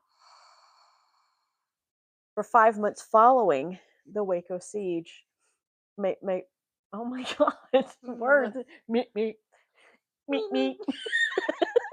McVeigh worked at gun shows and handed out free cards printed with the name and the address of Lon. Oh, he's an FBI sniper. So we're going to call him, yeah. In the hope that somebody in the Patriot movement, sorry, my brain's a little slow, would assassinate the sharpshooter. Oh my God. Immediately, that man should have either been put on a watch list or nowadays he would have been arrested. And maybe not back in the day, maybe he would have been arrested. He should have been arrested for potentially threatening the life of an FBI agent. Yeah. No matter what that FBI agent did. So this person, I have to think of a nickname for this dude. Is it? Let me see. I don't know how to say that. Lana Horuchi. Haruchi. Okay. So Lon said Haruchi's actions while an FBI agent have drawn controversy, specifically shooting and killing of Randy Weaver's wife while she held an infant child. Yeah, that was one of the main reasons that Waco is considered to be the most unsuccessful interaction that the FBI has ever had. Okay, see, I didn't know that. I mean, we heard about Waco too, but I didn't know that stuff. Maybe they wrote hate mail to him. What goes around comes around is what he wrote to him. Oh my God. He later but I'm considered sure putting he aside wasn't. his plan to target the Murrah building to target this guy instead, or maybe a member of his family instead of the guy or Murrah building. So Murrah building got put on the back burner Because he wanted to. He wanted to do this instead or try to kill the guy. He became a fixture on the gun circuit, the gun show circuit. He went to all 40 states and visiting about 80 gun shows. He found that further west he went, the more anti-government sentiment he encountered, at least until he got to what he called the People's Socialist Republic of California. McVeigh sold survival items and copies of the Turner Diaries. One author said that at the gun show, McVeigh found a home, though he remained skeptical of what the most extreme ideas being banded around. He liked talking to people about the United Nations, the federal government, and possible threats to American liberty. Okay, and that was his post-military. They came here. They had an atlas, a road atlas, hand-drawn destinations and most likely places for nuclear attacks and considered buying property. And Seligman, Arizona, which he determined the nuclear-free zone. Yeah, Seligman, God Arizona. damn it. I think that's an Arizona, a part of Arizona that's more up north. And he lived with Michael Fortier in Kingsman. Fun fact: my biological father is from Kingsman. Yeah. Yeah. Also, no, he's from. Is he? No, he's from Bullhead. Or is it Kingman? I'm not sure. He's dead, so I can't really ask him. The two became so close that he served as a best man at the wedding, at 40 years wedding. McVeigh experimented with cannabis and methamphetamines. You know what? Good for the cannabis, bad for the meth. Yeah, after first researching their effects in an encyclopedia. Oh, he did his own research on drugs. Yep, and he was never interested in the drugs as much as 48 Michael was. So And one of the Michael was- reasons they parted ways was that McVeigh got tired of Michael's drug habits. That's one smart thing he did. He got away from it. You know what? If he had maybe stayed with him, maybe the bombing wouldn't have happened. Well, no, because Michael's also an Oh accomplice. yeah. You know what? I had a little hope. I was like, let's see. Here comes the fun part. In '93, he went back to the farm in Michigan with his roommate Terry Okay. Nichols. Okay. In between watching coverage of the Waco siege on TV, Nicholas and his brother began teaching McVeigh how to make explosives. Oh my gosh. With house, well, it doesn't list what the chemicals are, so don't worry. I That's do not know gonna get out there. fertilizer. Shut up. What? That's Trying the to get only us on the thing I watch know. list and get banned from YouTube. No, did I ever tell you about the time at work that somebody ordered like 10 of the 10-pound bags of fertilizer, and I was like, I feel like this is a little fishy. Red flag, red flag. So they showed him how to make. Wasn't flagged. They showed him how to make explosives by They combining actually never household picked it up. chemicals. Oh, that's a good thing. In plastic jugs. The destruction of Waco compound enraged him because of everything that happened and took place. He was particularly angered by the government for using CS gas on women and children. Okay, I have a thought on that. You're upset with them using CS gas on women and children, but pardon my language, your dumbass What blew up a exactly? building with women and children. What in it. exactly is CS gas? I'm glad you asked that. Let me click on it. Oh crap! It's a compound. Let me see. It's too big of a word. You try and say that. Oh, a tear gas, which is used as a riot control agent. And that's all we're going to say on that matter. It's tear gas. Because it actually has a number 2 in front of it, meaning 2-chlorolite. I can't even. Yeah, we're not going to say the word because it's too big. I'm not smart enough to say it. You're smart. That's a big word. Oh,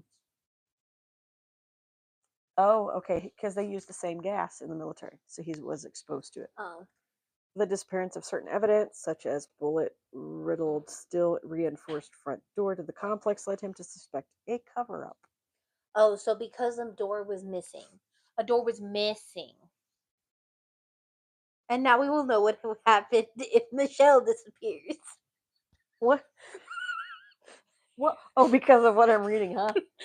I mean, Hey, if my NASA agent is watching, hi. yeah. I swear we're doing this for the podcast. It's for the podcast. It's for the history of the Oklahoma City bombing. We're going to put that here numerous times through the video if we have to. Bombing and the history and the anniversary of these poor people, the 168 Please don't people make us that died. disappear. We love America. Okay. I honestly don't like guns.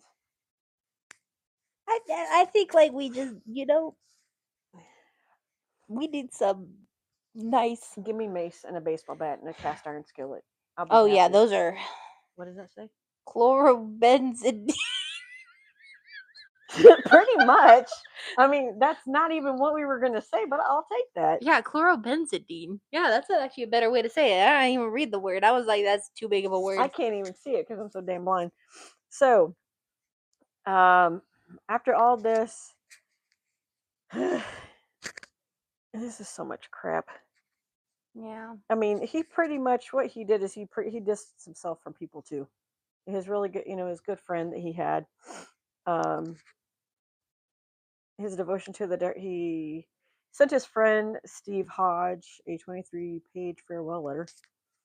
23 pages? Yeah, I know. He got that much time on his hands. That's too much.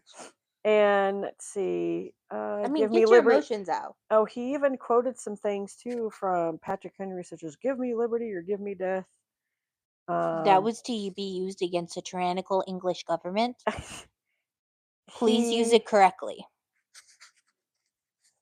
Oh, what is else? He began to sell. Oh, he began to sell ATF hats riddled with bullet holes and a flare gun that could shoot down an ATF helicopter. I'm sorry.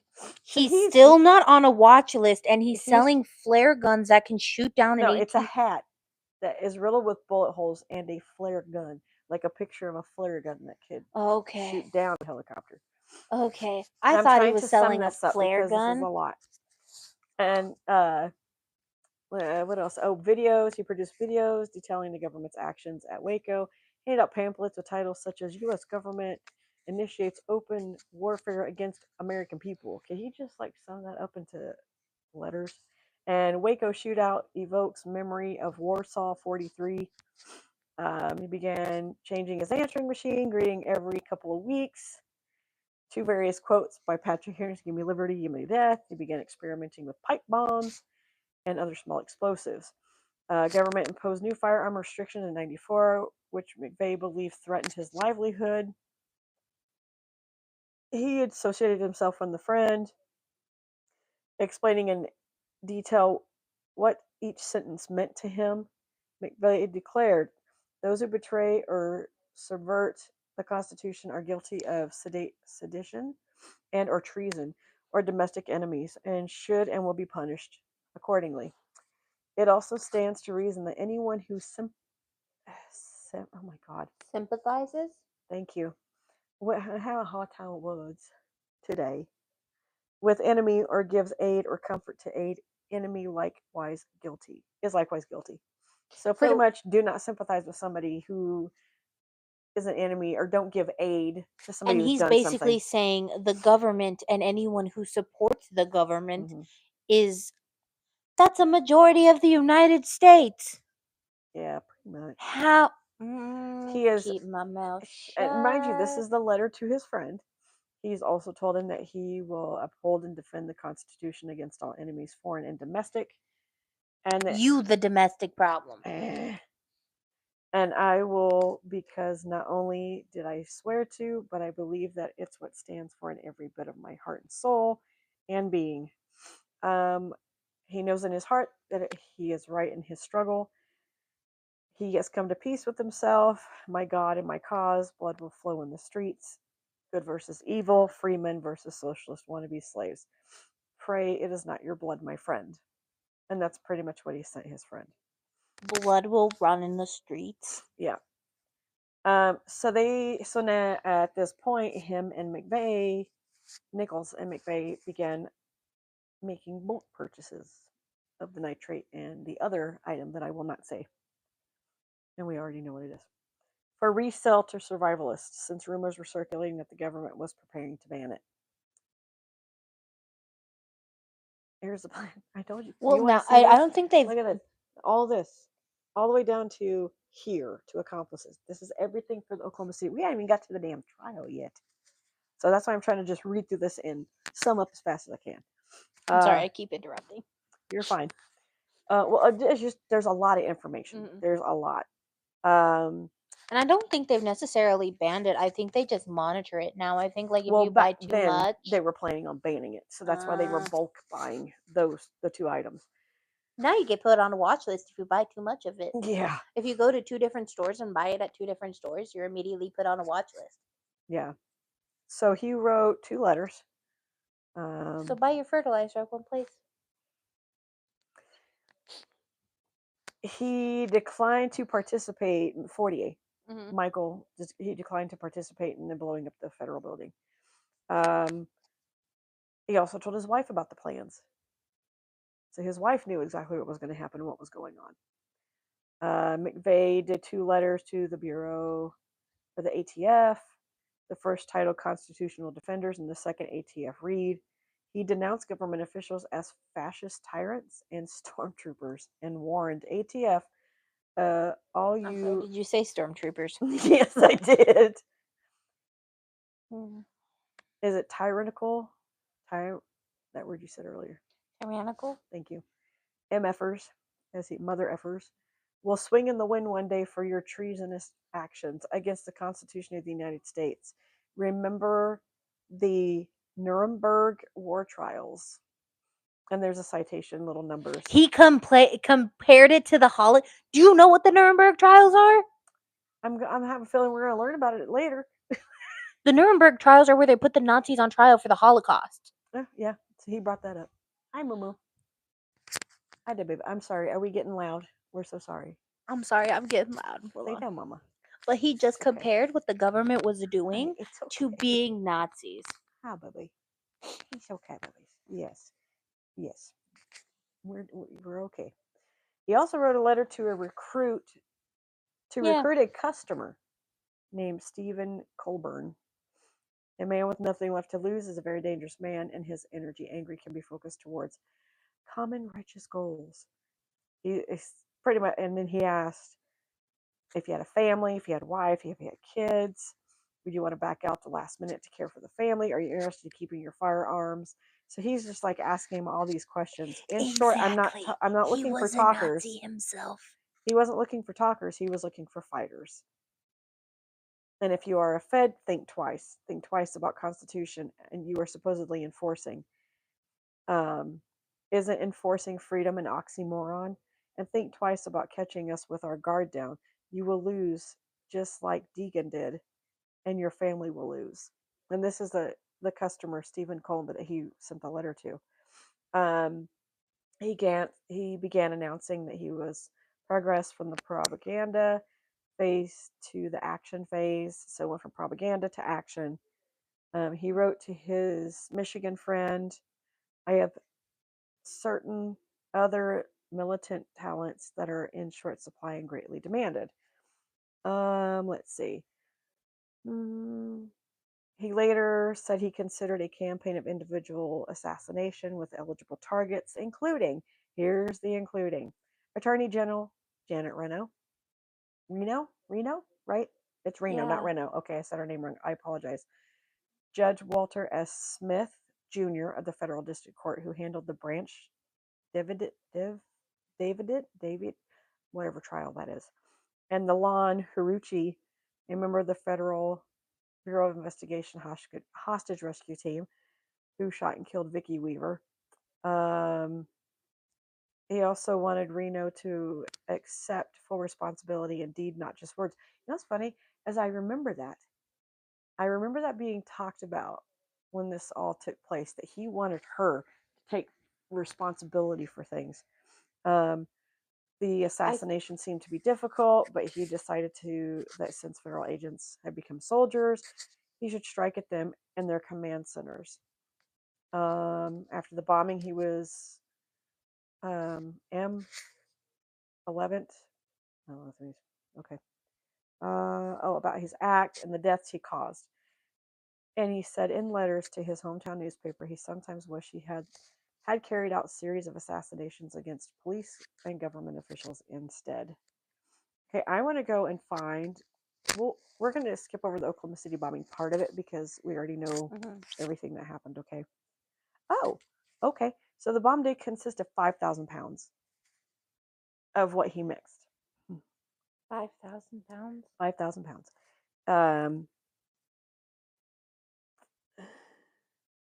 It was 168 people, including children, in the daycare center on the second floor, and injured 684 others. Let's see. McVeigh's biographers, Lou Michael and Dan Herbeck, spoke with McVeigh in interviewing He doesn't need a biography. totaling 75 hours. He said about the victims, to these people in Oklahoma who have lost a loved one, I'm sorry, but it happens every day. You're not the first mother to lose a child, or the first grandparent to lose a grandson or a granddaughter. It happens every day somewhere in the world. I am not going to go into that courtroom, curl into a fetal ball, my lord, and cry just because the victims want me to do that. He has to have no empathy. None. During the interview in 2000 with Ed Bradley for television magazine News 60 Minutes, Bradley asked McVeigh for his reaction to the deaths of the 19 children. McVeigh said, I thought it was terrible that there were children in the building. So he had no idea. He was pretty much looking for government officials. That's what he was looking for. He Then just do a wanted, little bit of better research on your hand, yeah, okay? You think was, Oklahoma City is going to have a bunch of federal employees? yeah. No, The federal you're employees wrong. have children, then they have somewhere to go. Well, now they didn't have anywhere to go. According to, sorry, for the prevention of terrorism, more than 300 buildings in the city were damaged. More than 12,000 volunteers and rescue workers took part in the rescue, recovery, and support operations. Um, let's see.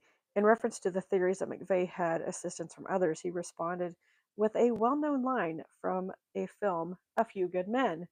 "You can't handle the truth," he added, "because the truth is, I blew up the Murrah building, and isn't it kind of scary that one man could wreak this kind of hell?" I don't think he did it because he wanted to be he was anti-government. I think he did it because he wanted his name to be known and forever talked about. Yep. So the arrest and the trial. And that just, Yeah. suited his agenda more. Yes, it did. So the arrest and trial, I'm going to kind of go through this quickly too, because we are going to, well, I mean, if we go over the 2 hours, who cares, right? We're doing good. So by tracing the vehicle identification number on the rear axle found on the wreckage, the FBI identified. So that's how they found him. They traced it back to him because when you rent a car, what happens? Yeah, they take your ID. They take your ID, they take your information, and now it's in the system. So that's how they found out who rented the truck. That's how they found out that it was him, that they had his identification in the system or Nice. on paper. He rented it from Kansas, and the worker at the agency assisted the FBI artist in creating a sketch. Oh, because security cameras weren't like a big thing. No, and the security camera that was in the Murrah building was inside the Murrah building. Well, I I don't know mean if they for have it like on the the outside. rental company, I because don't they know. could have probably, if it had been, if they had one, they could have pulled it up, but I bet you they didn't. Remember those aliases? Yeah. Robert Kling was the alias that he used to rent the truck. Let's see. And this was at the local Dreamland Motel. Oh, he just stupid. Shortly after the bombing, while driving, McVeigh was driving on Interstate, so I-35, in Noble County near Perry, Oklahoma. McVeigh was stopped by State Trooper Charles J. Hanger. Hanger passed McVeigh's yellow 1977 Mercury Marquis. Now, when you go to the memorial and the museum, the car is in there. The car is literally sitting there. They have the car and they put it in there. You will see when you're looking at the car, if you look to your left, there's a big hole that was to the left of that. They left that open. They left it there because they wanted to show the damage and the blowback that happened. Okay. Let's see. He had no license plate. He admitted to the trooper who noticed a bulge under his jacket. He had a gun. The state trooper arrested him for driving without plates and possessing an illegal firearm. That's how he got arrested. McVeigh's concealed weapon permit was not legal in Oklahoma. He was wearing a shirt at the time with the picture of Abraham Lincoln and the motto "Sic semper tyrannis," thus always to tyrants, is what that meant. And the supposed words shouted by who? John Wilkes Booth. There you go. So basically, After he shot Lincoln. yes, let's wear a shirt that let's quote. Let's say, "Oh, we're like the Nuremberg trials, and I'm not a Nazi, but this is Nazi America." Yep. No, you're a Nazi, and you didn't want slavery to end. You bastard. On the back of the shirt, it had a tree with picture of 3 blood droplets and the Thomas Jefferson quote, "The tree of liberty must be refreshed from time to time with the blood of patriots and tyrants." 3 days later, it was identified as the subject for the nationwide manhunt. Mind you, there were some things said by people as they were bringing him out from where he was at. One of them that stuck out to a lot of people. You hear somebody in the the mass people, that were outside the courthouse in Perry, Oklahoma, you hear baby killer. And that stuck out. Like, you hear it. You can hear it over everybody screaming at him. How dare you? We hope, whatever they were saying, you clearly heard somebody call him a baby killer. And it's like, well, I mean, They're not wrong. not wrong. On August It's 10th, calling. Yeah. he was indicted for 11 federal counts, which everything that I had discussed earlier. And that was still in 95. On February 20th, 96, they granted a change of venue and ordered that the case be transferred from Oklahoma City to district court in Denver and presided over by District Judge Richard Paul Mash. Because legally he's supposed to get a fair trial. And if he was in Oklahoma, he wasn't going to get a fair trial. No, he wasn't. So they had to give It's- him to another state where he would get a fair trial. Pretty much. I hate the legal system sometimes. Because Because sometimes it's so tedious. you might like this part, though. He instructed his lawyers to use necessity defense, but they ended up not doing so. They would have had to prove that there was. that McVeigh was in imminent danger from the government. Yep. He argued that did not necessarily mean immediate. They would have argued that his bombing of the Murrah building was a justifiable response to McVeigh believed were the crimes of the U.S. thing. So again, bringing back up the Waco, where the 51-day siege. Yeah, that's a bad defense. Yes, it is. That is a really so they bad didn't defense. they didn't do that. There's like we can't. Did they can't do the prove. insanity defense? Well, we'll find out. He was found guilty on all 11 counts of the federal indictment. I do want to point something out that I did learn while watching this documentary as well. So there's 168 people. That's 168 counts. 168 people died. I'm guessing that they talked to the families and asked about just 8 counts. And they all agreed. They said fine. Because I think it's kind of like he's gonna get lethal injection anyway. I think it's kind of like the Bayou Killer. It's like it's too excessive, so we'll just go with a select number. And they did. And we'll put him as his killing. And I'm not saying that I know what they did only the 8 counts on. I have a feeling it was probably mostly the children too that they it would be my guess, but I don't. If it was 8 counts of federal employees, if 8 counts of murder of a federal employee, right? That's one of them, yeah. Is a high. You get like life in prison for the murder of a federal employee. So here, yes. So here is, although 168 people, including 19 children, were killed in the bombing on April 19th, murder charges were brought against McVeigh for only 8 federal agents. Yep, because that makes it that no matter what, he'll get the death penalty. Whereas, they were who was on duty when the bomb destroyed much of the building. So there were 8 federal agents that were on duty when it happened. Charging him with, along with 8 counts of murder, was charged with conspiracy to use weapon of mass destruction. The building. Oklahoma City District Attorney Bob Macy said he would file state charges in the other 160 murders after McVeigh's co-defendant Terry Nichols was tried. After the verdict, McVeigh tried to calm his mother by saying, "Think of it this way. When I was in the Army, you didn't see me for years. Think of me that way now, like I'm away in the Army again on assignment for the military." Dude, why would you say that to your mom? You're being put to death. You're getting the death penalty, obviously. On June 13th, the jury recommended that he be sentenced to death.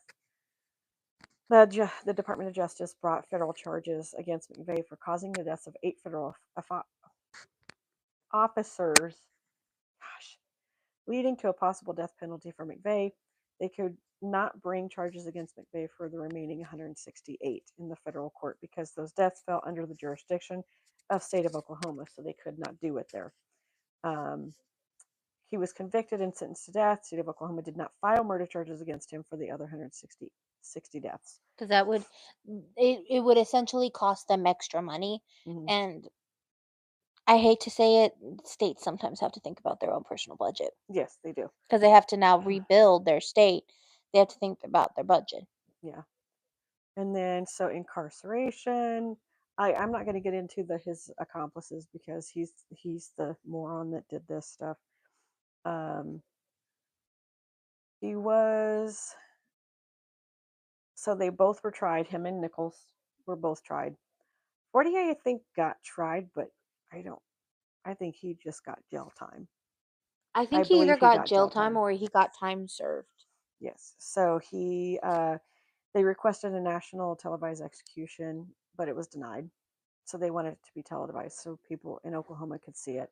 Yeah, But they said no, and that's understandable. yeah, they don't It's want somebody dying on yeah, national TV. That would put set a bad precedent because I think this was also during the 90s when like there was that whole entire like outrage over rap music and what's being aired on TV and yeah, they did. At USP Florence AdMax, Bay and Nichols were housed in what was known as Bombers Row. So they were in a section where the bombers were with Ted Kaczynski, the Unabomber? He was in prison with the Unabomber? Luis Philippe, and Ramizi Youssef, Youssef. Sorry, I might have said that wrong. They were also housed in the same cell block as them. Youssef made frequent unsuccessful attempts to convert McVeigh to Islam. Um, okay, so the day before his execution, he wrote a letter to Buffalo News. I need to find the other letter I was telling you about. I am sorry those people had to lose their lives, but that's the nature of the beast. It's understood going in what the human toll will be. He said that they're if they're turned out to be if they're turned out to be an afterlife, my brain's trying to read it faster than I can say it. He would improvise, adapt, and overcome, noting, if there is a hell, then I'll be in good company with all the fighter pilots who also had to bomb innocents to win the war. He also said, I knew I wanted this before it happened. I knew my objective was stated assisted suicide, and when it happens and it's in your face, you just did something you're trying to say should be illegal for medical personnel. That's why I'm waiting because So your so face is all like I got something. So first of all, this man is like, "Oh, I'm going to be in hell with all the other fighter pilots." No, you're going to be in hell with the Unabomber. Okay. Mm-hmm. First of all, I completely blanked. I forgot that the Unabomber and him were alive around the same time. That's just mind-boggling. Second of all, he's saying you're helping me with state assisted suicide, Mm-hmm. which you say you cannot do for medical purposes, but you're doing it for me.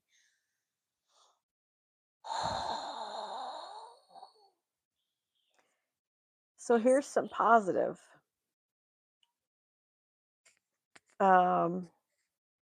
Well, hi, Marie. He did get lethal injection at 7:14 on June 11th. He is the first person to be executed by the United States federal government since Victor Fayroux was executed in Iowa March 15th, 1963. On November 21st, 97, President Bill Clinton signed a S-923 special legislation introduced by Senator Arlene Specter to bar McVeigh and other veterans convicted of capital crimes from being buried in any military cemetery. Good. So he was cremated. The remains will remain privileged forever, so nobody knows. I think that is a coward's way out. I'm sorry. If you can do something terrible to somebody, in your death, you can handle something terrible happening to your body. And yeah, and well, You can handle somebody writing poor words on your tombstone or tearing apart your tombstone or tearing it down or ripping it out. You can handle that. They're yeah. dead. So McVeigh written he considered having them dropped at the site of a memorial, um, at the site of the memorial where the building once stood, but decided that would be too vengeful, too raw, too cold. You think? He wanted his ashes to be left He and wanted them dumped sprayed. at the memorial Yeah. site. He expressed willingness to donate organs, but was prohibited from doing so by prison regulations. Psychiatrist John Smith concluded that McVeigh was a decent person who had allowed rage to build up inside him to the point that he had lashed out in one terrible violent act. You know what his IQ was? Super high. 126. That was his. He manipulated that doctor. I bet you that man had antisocial personality disorder. I bet you he was a sociopath, if not a psychopath. And he let rage build up in him. No, he finally decided that he was going to do what he'd been probably wanting to do since high school. Mm, The planning revenge on his school bullies, yeah. the bringing a gun to school every day. I just So I'm trying to find the one because he did write a letter to the news. Let's see. It says he explains why he bombed the Murrah Federal Building. And this is supposed to be the letter that he sent to Fox News back then. I explain herein why I bombed the building in Oklahoma City. He doesn't explain it for publicity nor seeking to win an argument of right or wrong. I explain so that the record is clear as to my thinking and motivations in bombing the government installation. I chose to bomb a federal building because such an action served more purposes than other options. Foremost, the bombing was a retaliatory strike, a counter attack for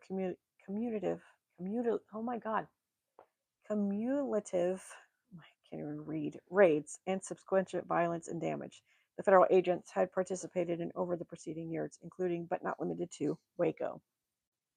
From the formation of such units as the FBI's hostage rescue and other assault teams amongst federal agencies during the 80s.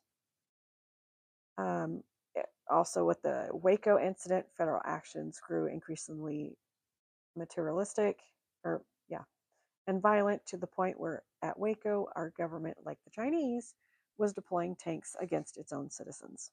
when did we ever deploy tanks against our own citizens? Apparently, he's saying during Waco. We may have. Oh wait, maybe went during Waco, simply because they were heavily armed. They also did not know what they had inside of there. Well, he pretty much wrote a lot.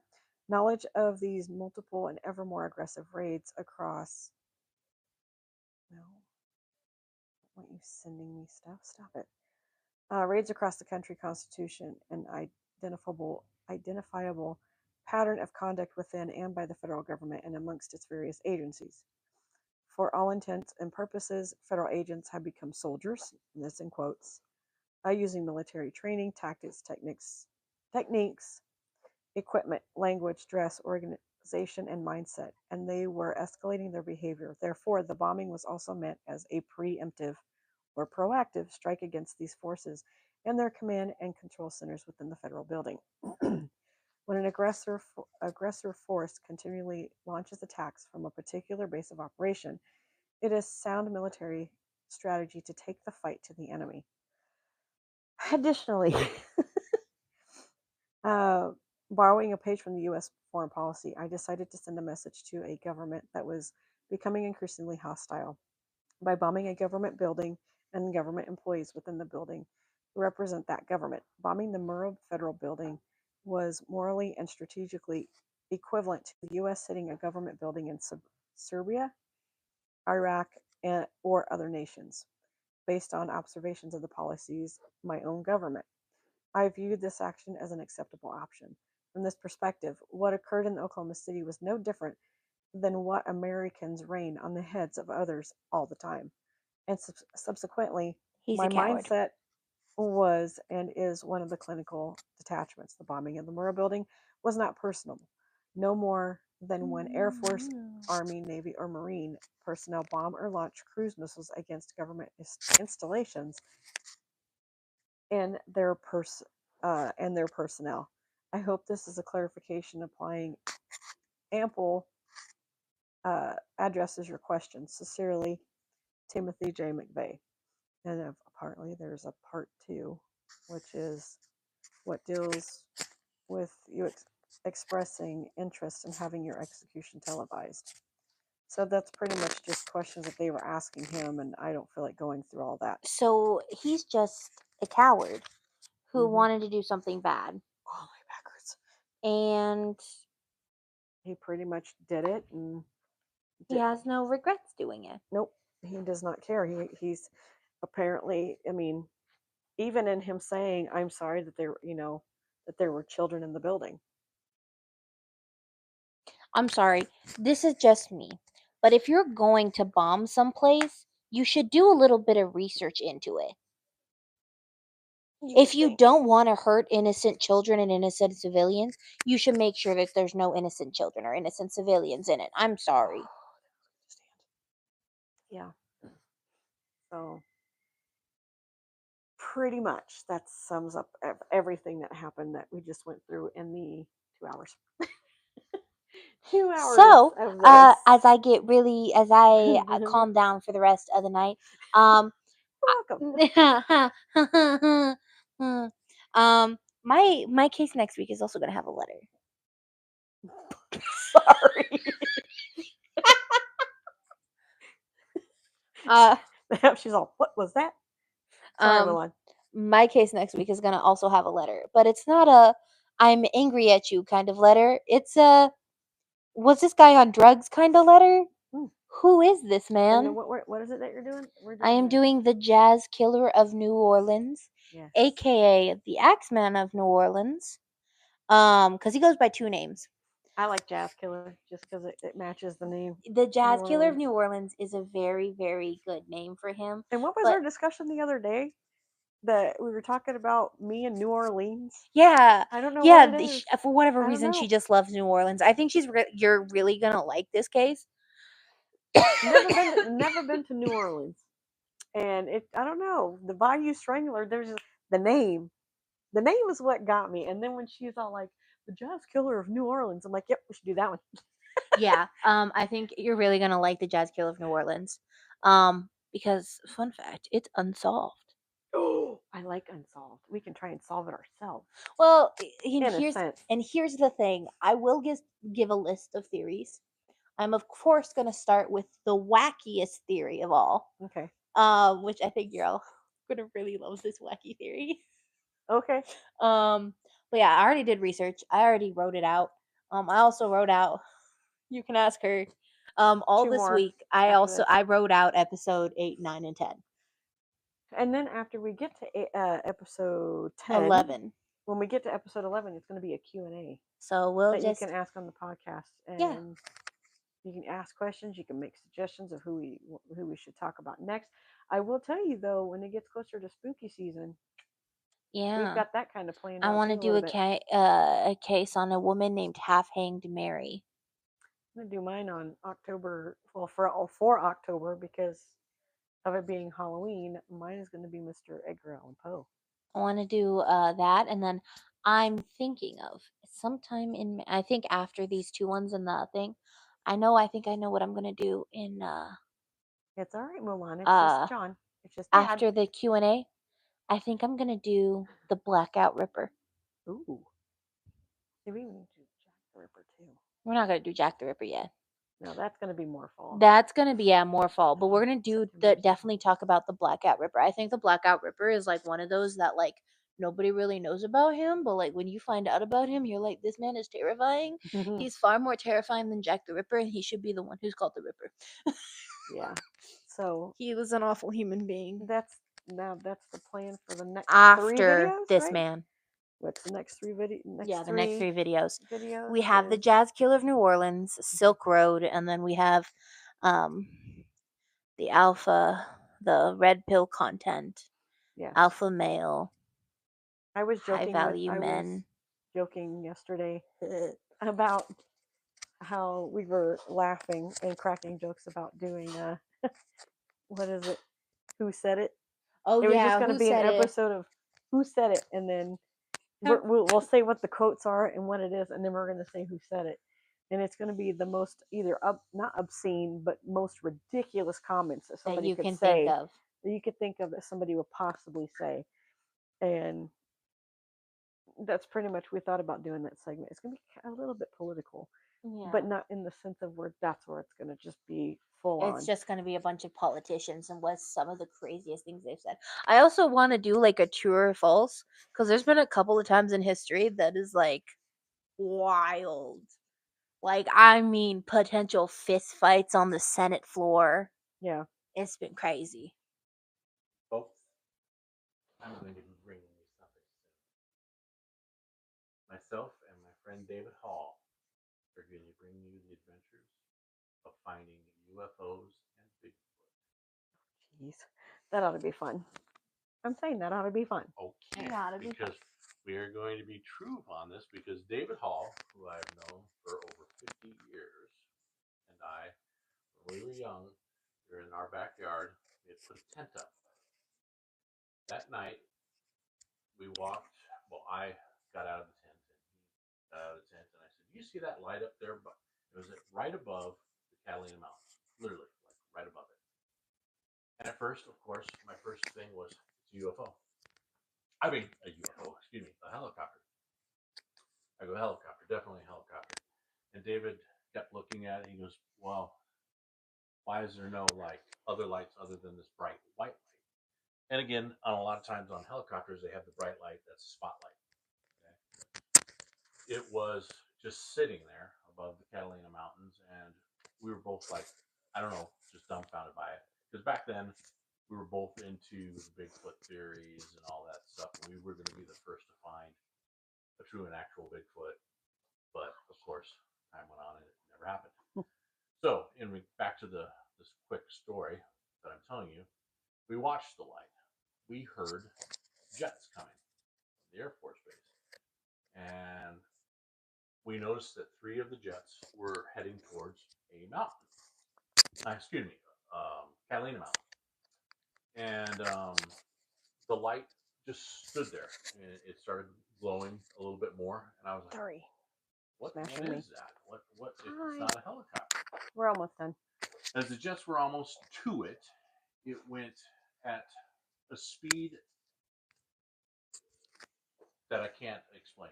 It was so fast. It went from one point to another within a second. And the jets, you just see them still coming. But even, we're talking F-16 jets, they could, it was, there's no way they could even keep up with it. It went up, and then as it shot across, it stopped at such a quick stop, the G-force alone would have crushed a human being. And then it shot out into space. We watched it as that shot out into space at, again, a speed no human being could ever travel at. The jets turned around. I would guess that they headed back to Davis Mountain Air Force Base. And David and I realized we had seen something not of this world. So we are going to talk about this, and we're going to bring it to your attention. We are actually planning on taking a trip to Upper California and exploring the California woods to see if we can bring you more information about Bigfoot. And that's all I have to say. I will let these ladies go back to what they're doing. You guys have a wonderful evening. Which brings up, I want to talk about Mothman. Oh, jeez. Have you ever heard of Mothman? Yes, I have. I love Mothman. Mothman's my favorite cryptid. Do that one more to your Halloween. Yes. Spooky. Yes, we'll do the. So we have a little bit of a lineup. Yeah, we're trying to keep track of it and write it on the board when we come up with it. Yeah. But and I've already told her if I have to talk again, I'm going to prepare it a month in advance. So I can make sure that we have. Sometimes you can ask her. It will take me. I will sit down at 6:00, and I will just sit there and type until 10:00 at night. Mm-hmm. Yep. Except for the small times I get up and just walk away because I'm so angry. True, that is true. But yeah, so that was a fun episode. I'm sorry I talked so much. You're good. That's the whole point of doing this. Is get you. This is your outlet. Again, this is. I am still wrapping my hand around the Unabomber. This is your outlet to get this stuff out, so you can talk about it. You didn't know about the Unabomber? No, I knew about. I didn't know that they were They were in the same jail. I didn't know that they were in the same cell block. I know about the Unabomber, but I just didn't know that they put I might they do with I the might do a Unabomber, case on Waco because that is an interesting case. and it ties in with this too. So Yeah. I mean, Well, and a lot of anti-government organizations and still cite Waco. It is 2025 and Waco happened in like the 90s, but they still Mhm. cite Waco as the reason they hate the government. And I'm yeah, like, 93, I think they said 90, 92, 93 is when that happened. meaning it's But been we're more not. than 20 We years. are And not antisocial people. Oh yeah, don't forget that either. yeah, The Ruby Ruby Ridge. Ridge. Yeah, in the early It might days, tie into. Who knows? It might tie into Waco there too. well, they I kind mean, of do tie into each other because the FBI had never dealt with either of those things before. No. And So- they kind of were like, what do we do? yeah. So we will definitely be back here on the next Monday, which is 28th. We're kind of doing this around between starting at a little at 5:30 if something happens to happen that day. Yeah. Like today with Pope Pope Francis. She had called and asked if she could do something. I was like, yeah, we'll start at 5:30 so she can go ahead and do that. Because I also think it's kind of important for us to stay up to date. Yeah, and because I don't watch the news and I don't keep track of that stuff, she does. I don't. It's depressing. I'm just not a news watcher because, yeah, you know.